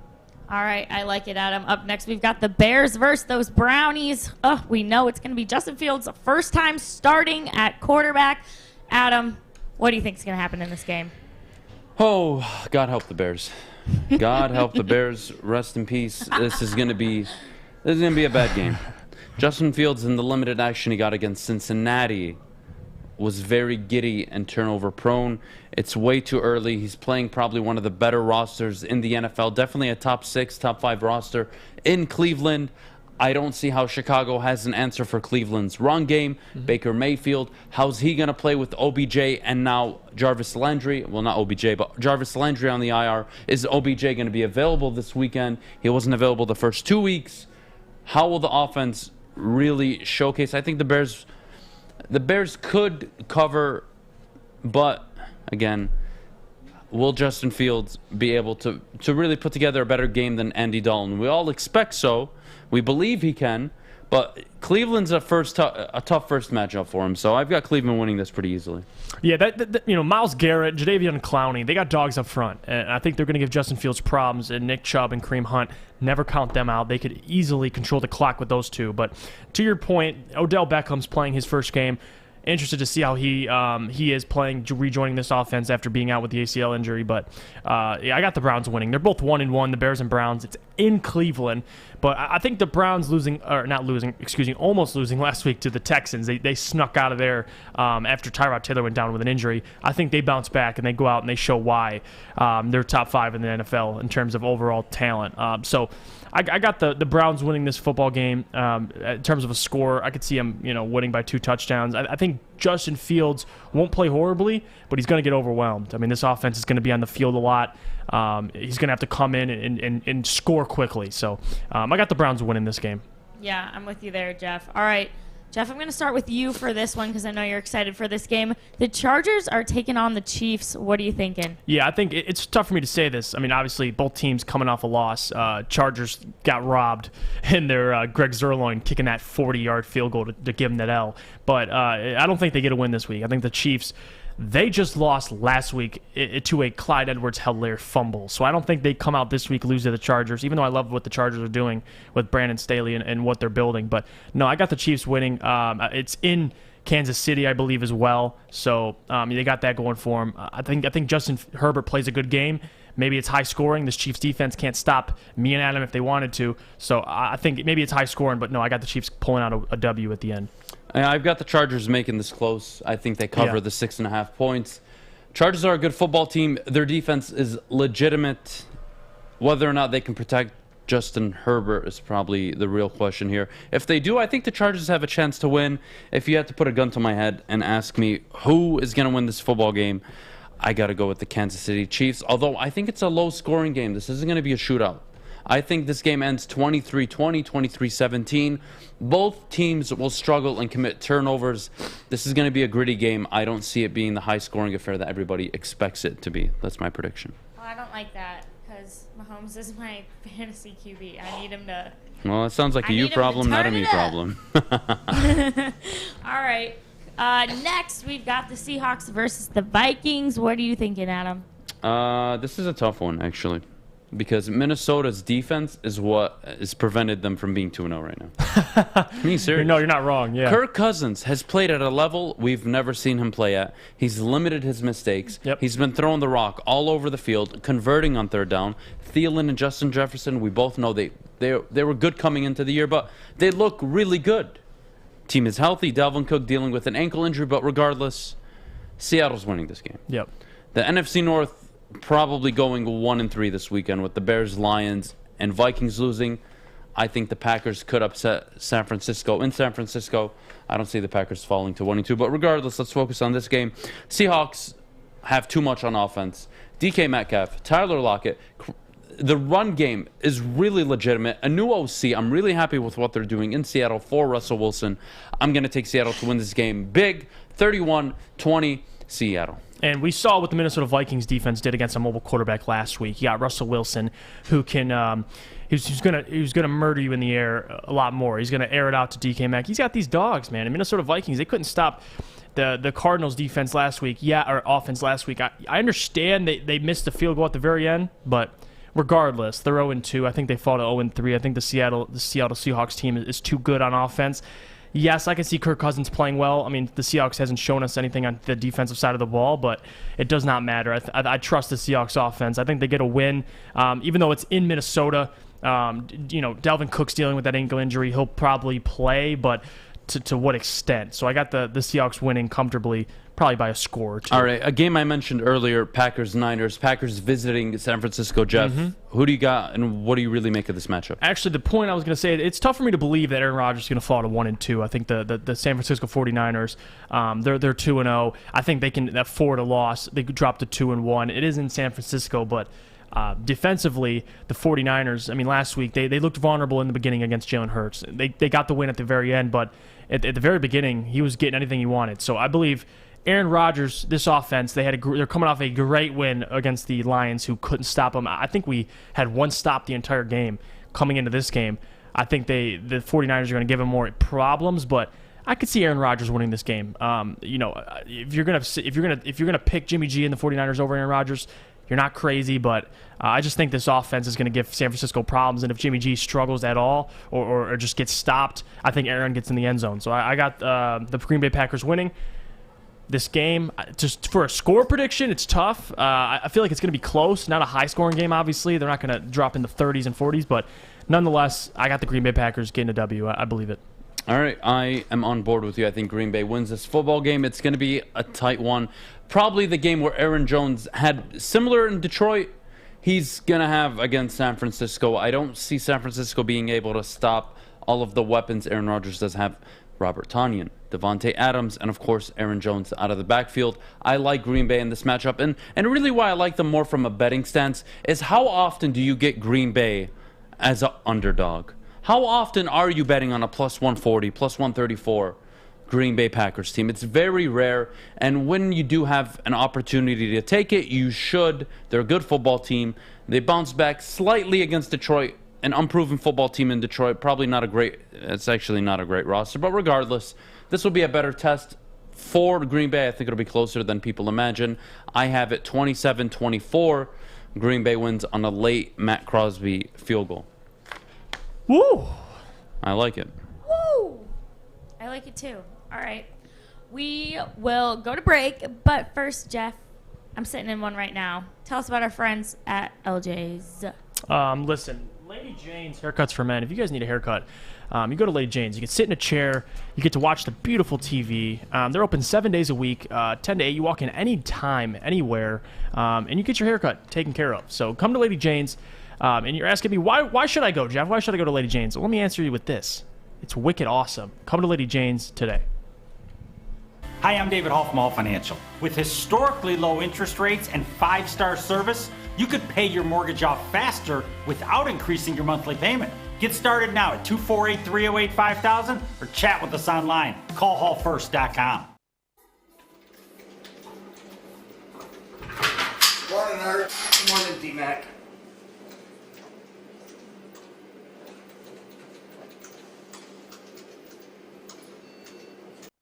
Welcome back, everybody. You're tuning in to the Morning Wood on the Woodward Sports Network. Happy to have you here. It's Friday. We've got football this weekend. It is a great day to be alive, you know? All right. We have pretty much everyone's favorite Friday segment right now, and that is the best bets for the weekend. You know Adam. He's a betting guy. Jeff, underage, but he's still got your back. All right. So let's see, guys. Give me your best bet. We'll start with you, Adam. Okay, well, I mentioned it before the break. We were talking Green Bay and San Francisco. I got to take Green Bay on the money line. How do you avoid taking a good football team on the road at an underdog price against an unproven San Francisco 49ers team? I really love this bet. It's one of my favorite bets of the week. We kind of just touched on it, Jeff, but to add to it, again, you're getting a good football team with a very good quarterback at an underdog price. How do you not take it? I was just going to say, an offense like this at an underdog price, a team that has shown not a lot of defenses can stop this team from scoring. As 49ers are in for a lot to handle, regardless of Nick Bosa and the defense they have. They lost Verrett. They lost.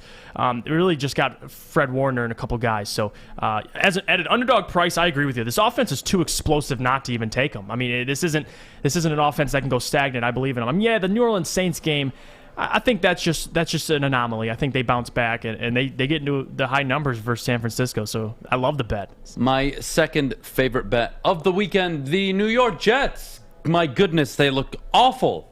Their first two games, they are in the Mile High City playing the Denver Broncos. I've got the Jets winning. Plus 440. Are you kidding me? I love that number. You could take them to cover the 10.5, but I got them winning, baby. We're talking legitimate money. Robert Saleh figures out Teddy Bridgewater, forces him to start forcing turnovers.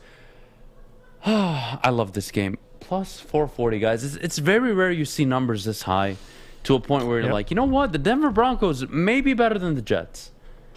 But I kind of like the Jets this week, and I'm going to take the Jets to beat the Denver Broncos. I want to say along the lines of 24-18, 24-16. Okay. I think Robert Saleh does a number on the Denver Broncos and Teddy Bridgewater, and they're exposed, especially with Jerry Jeudy out. Can they stop Sutton? Can they stop Hamler? I think so. I think they can stop the run game, and I think they can limit Teddy Bridgewater. That's one of my favorite bets of the week. The Jets. Plus 440. Take the money. Plus 440. Big risk, big reward. I like how Adam thinks. It's just too good. The odds of plus 440, regardless of what you've seen last week out of Zach Wilson, there is flashes there. There's something there. Maybe in Mile High City against this very good Broncos defense, they get it done. I mean, I think they're without Mekhi Becton, so hopefully that pass rush doesn't completely obliterate Zach Wilson. But in terms of a plus 440, I think you got to steal at him. I like the picks. All right. The game that's probably going to upset you guys, the Baltimore Ravens versus the Detroit Lions. Let's hear it. You're winning, right? You got to take the Ravens to cover. You got to take them to cover. 7.5-point favorites. Yep. Again, I don't see Detroit scoring more than 20 points. And if they can't score more than 20, one, I don't expect them to win the game, but two, I don't expect them to be close. I think the Ravens win big here. But it's week 3. I don't care if it's week 3, Kennedy. I've got the Baltimore Ravens covering. I'll give you my final score later. But I got them covering, so that should give you a hint. Yeah, and you're not wrong. I picked them by 2 scores. I think they cover. Like you said, the Lions, if they even get into the, let's say they score 20, the Ravens are going to find a way to score 34. So they're not going to be able to stop Lamar Jackson as much as I love this team. So honestly, if any Lions fans hating on you, they don't know how to bet because it makes perfect sense what you're saying. Yeah, I'm excited. Speaking of the NFL and betting, I've got one of my better bets, the Chargers to cover 6.5. It's a great bet. I think it's low scoring. I think whoever wins maybe wins by 1, 2, 3 points at the most. Regardless of who wins, I could care less. I'm going to take the Chargers to cover. Kansas City probably sneaks it out by a point late. Patrick Mahomes puts together a late drive, and they walk away with the W. But again, I'm taking the Los Angeles Chargers to cover. And this would be back-to-back games the Chiefs would have close ones. So I picked them to win, so it'd be close wins. That defense has looked. And the Kansas City defense, don't get me wrong, has always looked iffy. I mean, they've struggled to stop guys. You see them in the playoffs last year. They were down in every game. They were able to come back. So regardless, this Chargers offense, they're going to have their hands full. They got Keenan Allen. They got Justin Herbert, Austin Eckler. Mike Williams had a good game last week. I think the Chiefs have their hands full, but it's vice versa. I mean, I could see this being a very Ravens-Chiefs-like game, but not with the ending. You see Lamar using his legs. But I like your prediction. I think they get a close one. All right, my last and final one is a parlay, actually. Ooh. You got to take Michigan and Michigan State. I parlayed it last week. Don't make the mistake and not listen and do it this week. Take Michigan. You want to take them on the money line and Michigan State on the money line. I wouldn't recommend it. Your best bet is to take both teams to cover. You want to get that line at minus 110. You want to be able to parlay the two. It turns into a plus number, and you're winning double your money. I like more than double your money, actually, 3 times the money. So again, you put in $100, you're probably walking away with $220, $230-ish. I like it. Yeah. I really do. Take Michigan and Michigan State to cover. Jeff, your thoughts? Yep, easy. They're favorites. So we talked about the test their matchups are going to be, but individually, you can't go wrong. Michigan's a favorite against a Rutgers team. I know Rutgers have played well, but nonetheless, this Michigan's team is stacked. I love what they're building, what they have. So I think they win against Rutgers. And yeah, like we said, I think that's the harder game between the two. Michigan State come out against Nebraska, 2-2 Nebraska team, who is better than their record displays. They've fought in their games, but nonetheless, both these teams are on a mission, Adam, to start 5-0. I strictly believe that. I mean, you got Western Kentucky next week for Michigan State. I think they get it done. So I like the bet. Ride with Michigan State, Michigan. Ride with them. Jeff, I have a question for you in a second, but before that, I need to check in with my guy Fish, because last week I told you guys to bet Europe for the Ryder Cup. They were the underdogs, but listen, I know like in general Americans are like better golfers or whatever, but they're not like team players. Fish is actually checking in with the Ryder Cup right now. So Fish, how is my bet looking? Was I right to tell the people to take Europe? I mean, it's just an hour and 35 minutes into day one, so it's really too early to tell. But who do you got winning, Fish? Yeah, come on, Fish. I mean, I think Europe's going to win as much as I would like USA to win. I think Europe's going to win because they just have a better squad, and technically they care more. I mean, this means more to the U.S. team. A lot of people might hate me for that, but, I mean, you just see it on Europe's faces, and USA just like, yeah, Europe, they make a putt. They go crazy. Not that the USA doesn't, but there's just certain people that's just like, yay, Ryder Cup. Why don't they like playing like as a team, Fish? I don't understand. Just because they're not used to it? I mean, some of it's just egos. Just bunch of egotistical guys. Yeah, I mean, you got a guy that's going to hit at 320, and then the guy's going to only hit at 110. Then they punch each other. Is Bryson playing in the Ryder Cup, Fish? He's in the Ryder Cup. He's not playing in the foursomes. He got benched for the first session. Okay. But Koepka's in, and a lot of people I don't were... like him. I was just asking. Yeah. A lot of people were slandering him. He hit back at the media yesterday saying that the media spun it. You guys spun it. Yeah, saying that he never said he hated the Ryder Cup. He just said it was different. Yeah, it'll be just fine. But each country has 2 matches, so all right, you ding ding, whatever you want. You know what's next, Fish? We got your facts coming up. So Kennedy, why don't you prepare us for it? Okay, but first I wanted to ask Jeff this, because you teased it a little bit earlier, but UFC 266 is this weekend. Yep. And my bookie is running a thing called Anyone to Bleed, and so it's plus 100. And so that just sounds like free money to me, right? If someone bleeds, you win? Yes. Take that all day. People are going to bleed like crazy. I mean, you want to talk about matching dollar for dollar right now is what my bookie is doing. How do you not? You have to do it. You have to do it. You absolutely have to. So do you bet that on a fight, right? Like you pick a fight that they'll bleed. No, you just bet it. It's like a. It's and if like anybody bleeds on the card, if anybody bleeds on the card, you win. Oh my God, that's easy money. There's probably a stat saying. Fish, what would happen if you and Kennedy got into a fight? Choose. Oh, it's easy. I would die instantly. She wouldn't even have to touch me. I love you, Fish. Done. Never change, man. Never change. Hey, he's like the only one on this network that would like openly say I would beat them up. And I would kill anybody on the network who tried to touch Fish. That's my boy. Yeah, I would die from someone else. Nobody Adam can touch him, but it's Adam. Like, he's allowed to touch him. You know what I mean? That's my guy. I wouldn't even have to swing.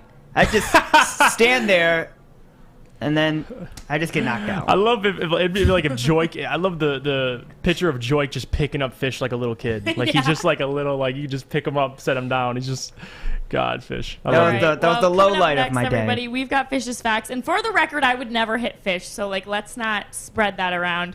But before we go, Adam, you've got to tell us about our friends over at Levels. I do, guys. Levels, upgrade your premier dispensary experience and your cannabis experience overall. Visit Levels today in their location in Centerline. Again, mention Woodward Sports. You'll get an additional 10% off. It doesn't hurt. Save some money. And again, from T. Grizzly's Gas to D-Max strains and all the edibles you can think of, you can shop them all at Levels exclusively. Get an additional 10% off by mentioning Woodward Sports. And please don't forget to download the Enjoy Levels app, available both on the Google Play Store and the Apple Store. Would you like to win a custom-built chopper while helping our veterans at the same time? Then watch as we turn this bike into a one-of-a-kind classic chopper. Watch the Call Sam Chopper Shop on our social media channels and get your raffle ticket today at callsam.com/chopper shop. Make sure you download the Woodward Sports app in the App Store and the Google Play Store today. Take Woodward Sports with you wherever you go and listen live on your phone or mobile device. Is it time? Yeah, it is. Fish! Go fish. Fish facts. It's fish!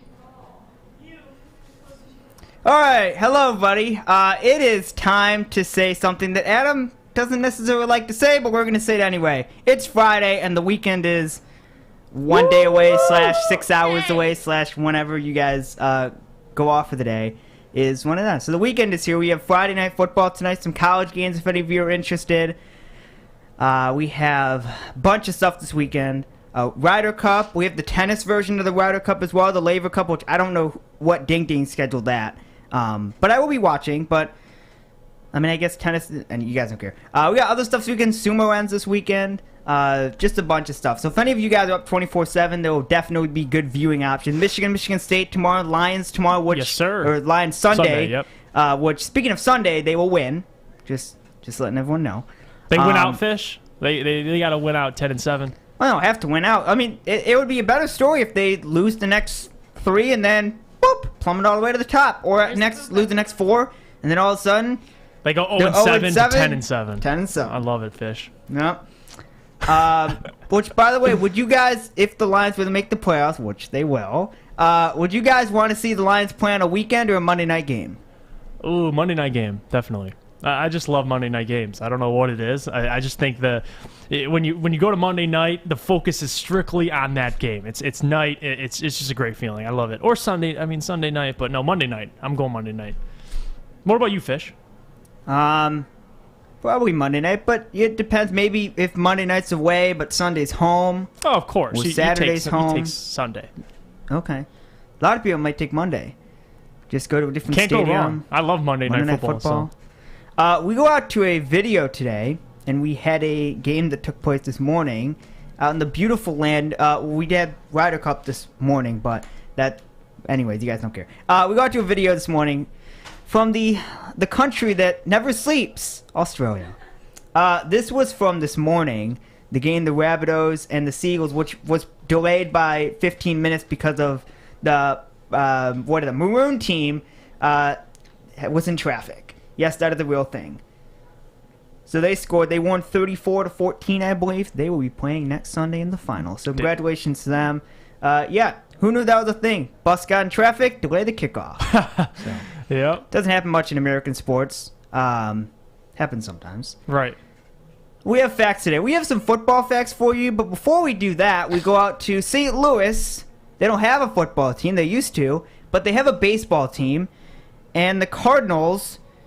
they get their first win this season when trailing by 3+ runs in the 7th inning or later. They entered yesterday 0-48. Sounds like the Lions. In that scenario, St. Louis has now won 12 straight games, their largest win streak since 1982. Well, that's a positive thing. If they're trailing some reason, the Cardinals, St. Louis, God dang.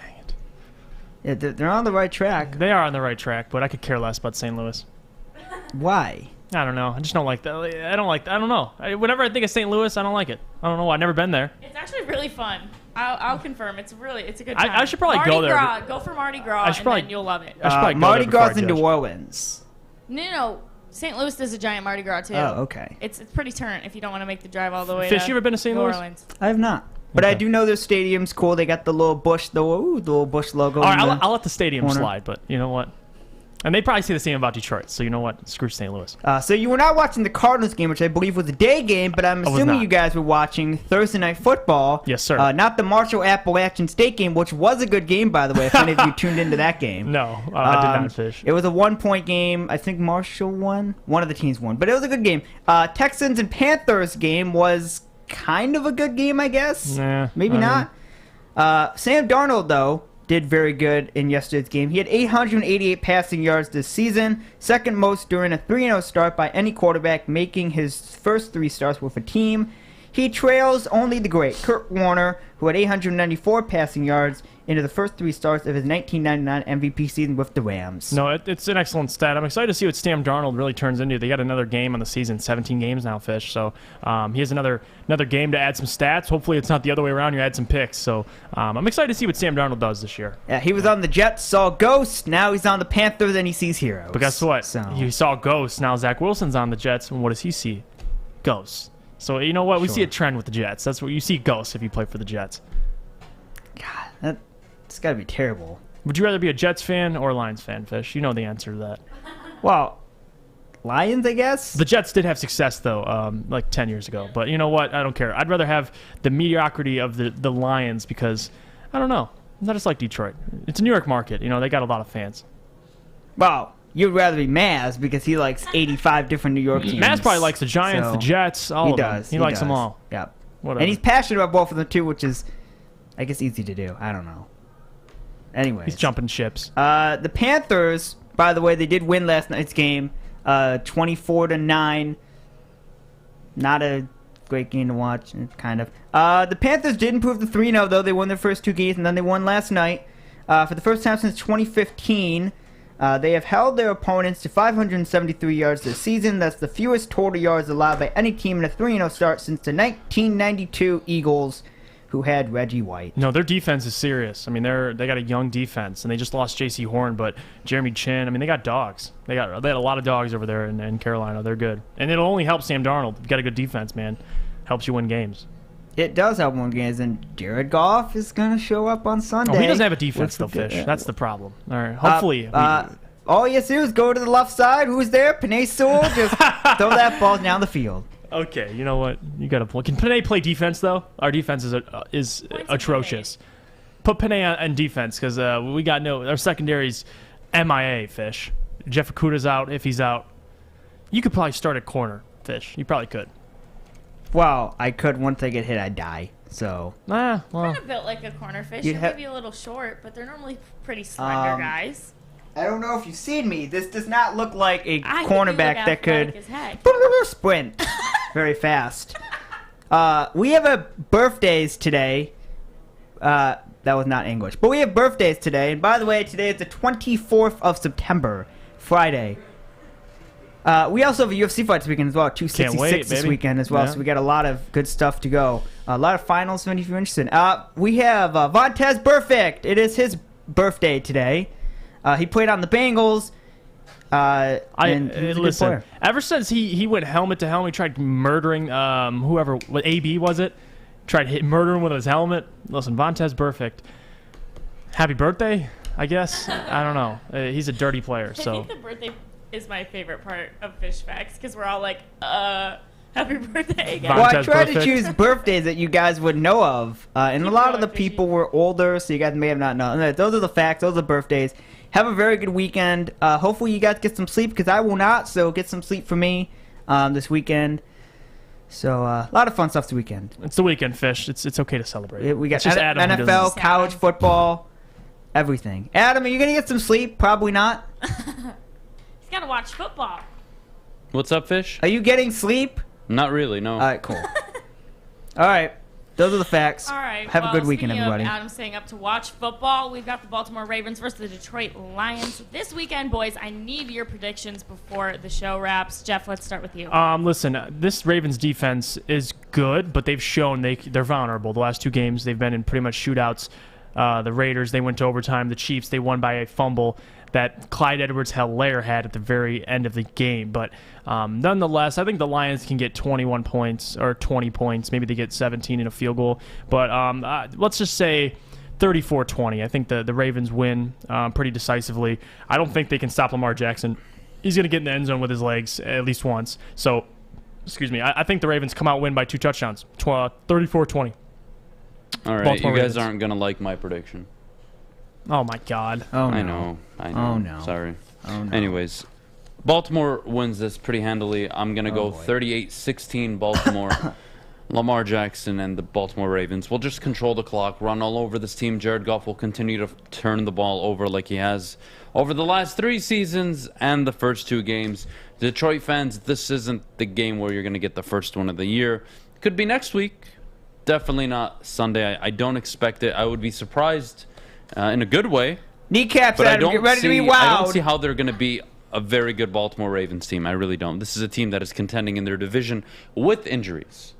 And we're looking at a Detroit Lions roster that isn't anywhere near the level, not only roster-wise, but coaching-wise that Baltimore has. So I expect Baltimore to take care of business early and walk away with an easy victory in Detroit. Kennedy, your thoughts? Oh, well, I was going to ask you a question, but my thoughts are, probably will be an L. But like I said, it is week 3, and we have won the last 3 years on week 3. So I don't know. I might be betting the house on this game for the Lions to take it. So I don't know. We'll see. But, Adam, I wanted to ask you, we all know, people aren't living under a rock. You've been beefing with MCDC this week. What does he need to do this week in this game to make you happy? I'd like to see the defense improve. I'd like to see less penalties than last week. I would like to see better clock management. And I'd like to see the offense not have to rely on a script to somewhat look decent. That's a start. Why are all these other head coaches allowed to change and revamp and improve their rosters in less than a year and a half? And we're 2 games in only, keep in mind, yes. But Dan Campbell, the defense is actually worse. You can say Jeff Okudah's injured, but it's worse. With or without him, it was always going to be bad. Look at them. They're awful. The offense. Adam, Jared Goff went into Green Bay and put up 17 first-half points. He did. Yeah, everything was scripted. The Packers had no answer.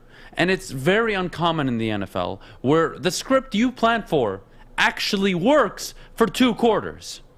It just doesn't work that way. And what happened? Green Bay made halftime adjustments. Green Bay came out, punched Detroit in the mouth, and Jared Goff was only able to turn the ball over and put up a donut in the second half. I'd like to see improvement. I don't want to see the Lions getting shut out in either half. I'd like to see them score consistently throughout the game, not just early on or in the fourth quarter. That would be nice. But Dan Campbell, it's not about proving for me. If he's that good and that head coach, I'll know by Thanksgiving if he's legitimate. Why? Because I knew about Matt Rule by Thanksgiving. I knew about Kyle Shanahan his first year. I knew about Sean McVay. It's very clear when you're onto something special. It's not hard. And if you want to lie to yourself and say it isn't, you can live with that. But I know the truth, and I'll keep reminding you of it until you start listening. Yeah, Adam, I liked what you said. Obviously, there was a scripted first half in that Green Bay game, but Green Bay went back into the locker room at halftime, and they made adjustments to come out and beat the Lions. And with the Lions, we saw absolutely no halftime adjustments. So what do you have to say about that? Well, I kind of touched on it already. It's frustrating. You need to see the coaching staff improve. Again, guys, let's just look at Matt Rule. Forget that they're 3-0 this year. Let's just go back to when they were 5-11 last year. 5-11, that is not good. When he walked in, they were the 31st and the 23rd ranked defense in points allowed and yards allowed. Awful. Year 1 with a 5-11 roster, they improved to 18th in both categories. They score more points than they did the year prior. They give up fewer points, 67 to be exact, than the year prior. Year 2, he gets Sam Darnold in the offseason. They hit on 4 draft picks. Well, 3 actually. They hit on some offseason moves. The draft in the year prior, he hit on 2-3 starters. And here they are sitting 3-0 in a difficult division. Yep. With Atlanta, who can put up points. With New Orleans, who have a creative mind in Sean Payton, one of the best head coaches in the NFL. With the defending Super Bowl champions, Tampa Bay Buccaneers. 3-0. Oh, he beat Jameis Winston and the Texans, Adam and the Jets. Okay. He's winning the games he's supposed to. Tell me when the Lions are winning the games they're supposed to. Tell me when the Lions have improved their roster and overall, statistically, their team in general. Year 1, from the year prior. We're 2 games in, they've regressed. But we can agree though they were supposed to lose these 3 games. Yeah, I mean, they're 0-3. I mean, I said that before I don't the season. care about the games. Yes, I want to see improvement. Or getting obliterated. I told you before the season they could finish 0-17. I wouldn't be mad at Dan Campbell. But show me improvement. I disagree with that. No, show me improvement. I disagree with that one. But yeah, I get what you're saying. It's dramatic, but I'm trying to make my point. Yeah. I'm not looking at the win-loss column for Dan Campbell. Yeah. Are you improving the football team? And we're 2 games in. And no, they haven't improved. Yeah. But it's not too early because I've seen it early enough with other head coaches. Why is it acceptable only for Dan Campbell? Because of where this football team is now in the 3 games. They did the hardest 3 games to start the schedule. Wait till about Thanksgiving when the schedule eases up to see what he does against a Cincinnati Bengals or a Minnesota Vikings, whatever the case may be, or Chicago Bears. Judging them against San Fran, Green Bay, and then now Baltimore. Good luck, because it's a bad sample size. They're going to get obliterated. Matt Rule took over a very similar roster that was 5-11, improved them, and finished with the same win-loss record. Year 2 now, he already has 3 wins, 2 shy of what he did last year. I know. It's hard for everybody, every Lions fan, to understand just using why the Matt things Rule work around argument the NFL, but they don't work in Detroit. God forbid we ask these questions. It's a different scenario. I know it's always different for the Lions. I know it's been different for 6 years. Our beat writers say it. Yeah, 100%. It's actually not what he said, but it is. Go back and watch it. It is. Go ahead, Kennedy. Get us out of here. That's enough for a Friday. Yeah. I did not mean to end this lovely Friday broadcast on that note. But anyway, you guys, we got to get out of here. Thank you so much, Jeff, Adam, Fish, Alex, for your time this week. We'll see you guys back here on Monday. This has been Woodward Sports.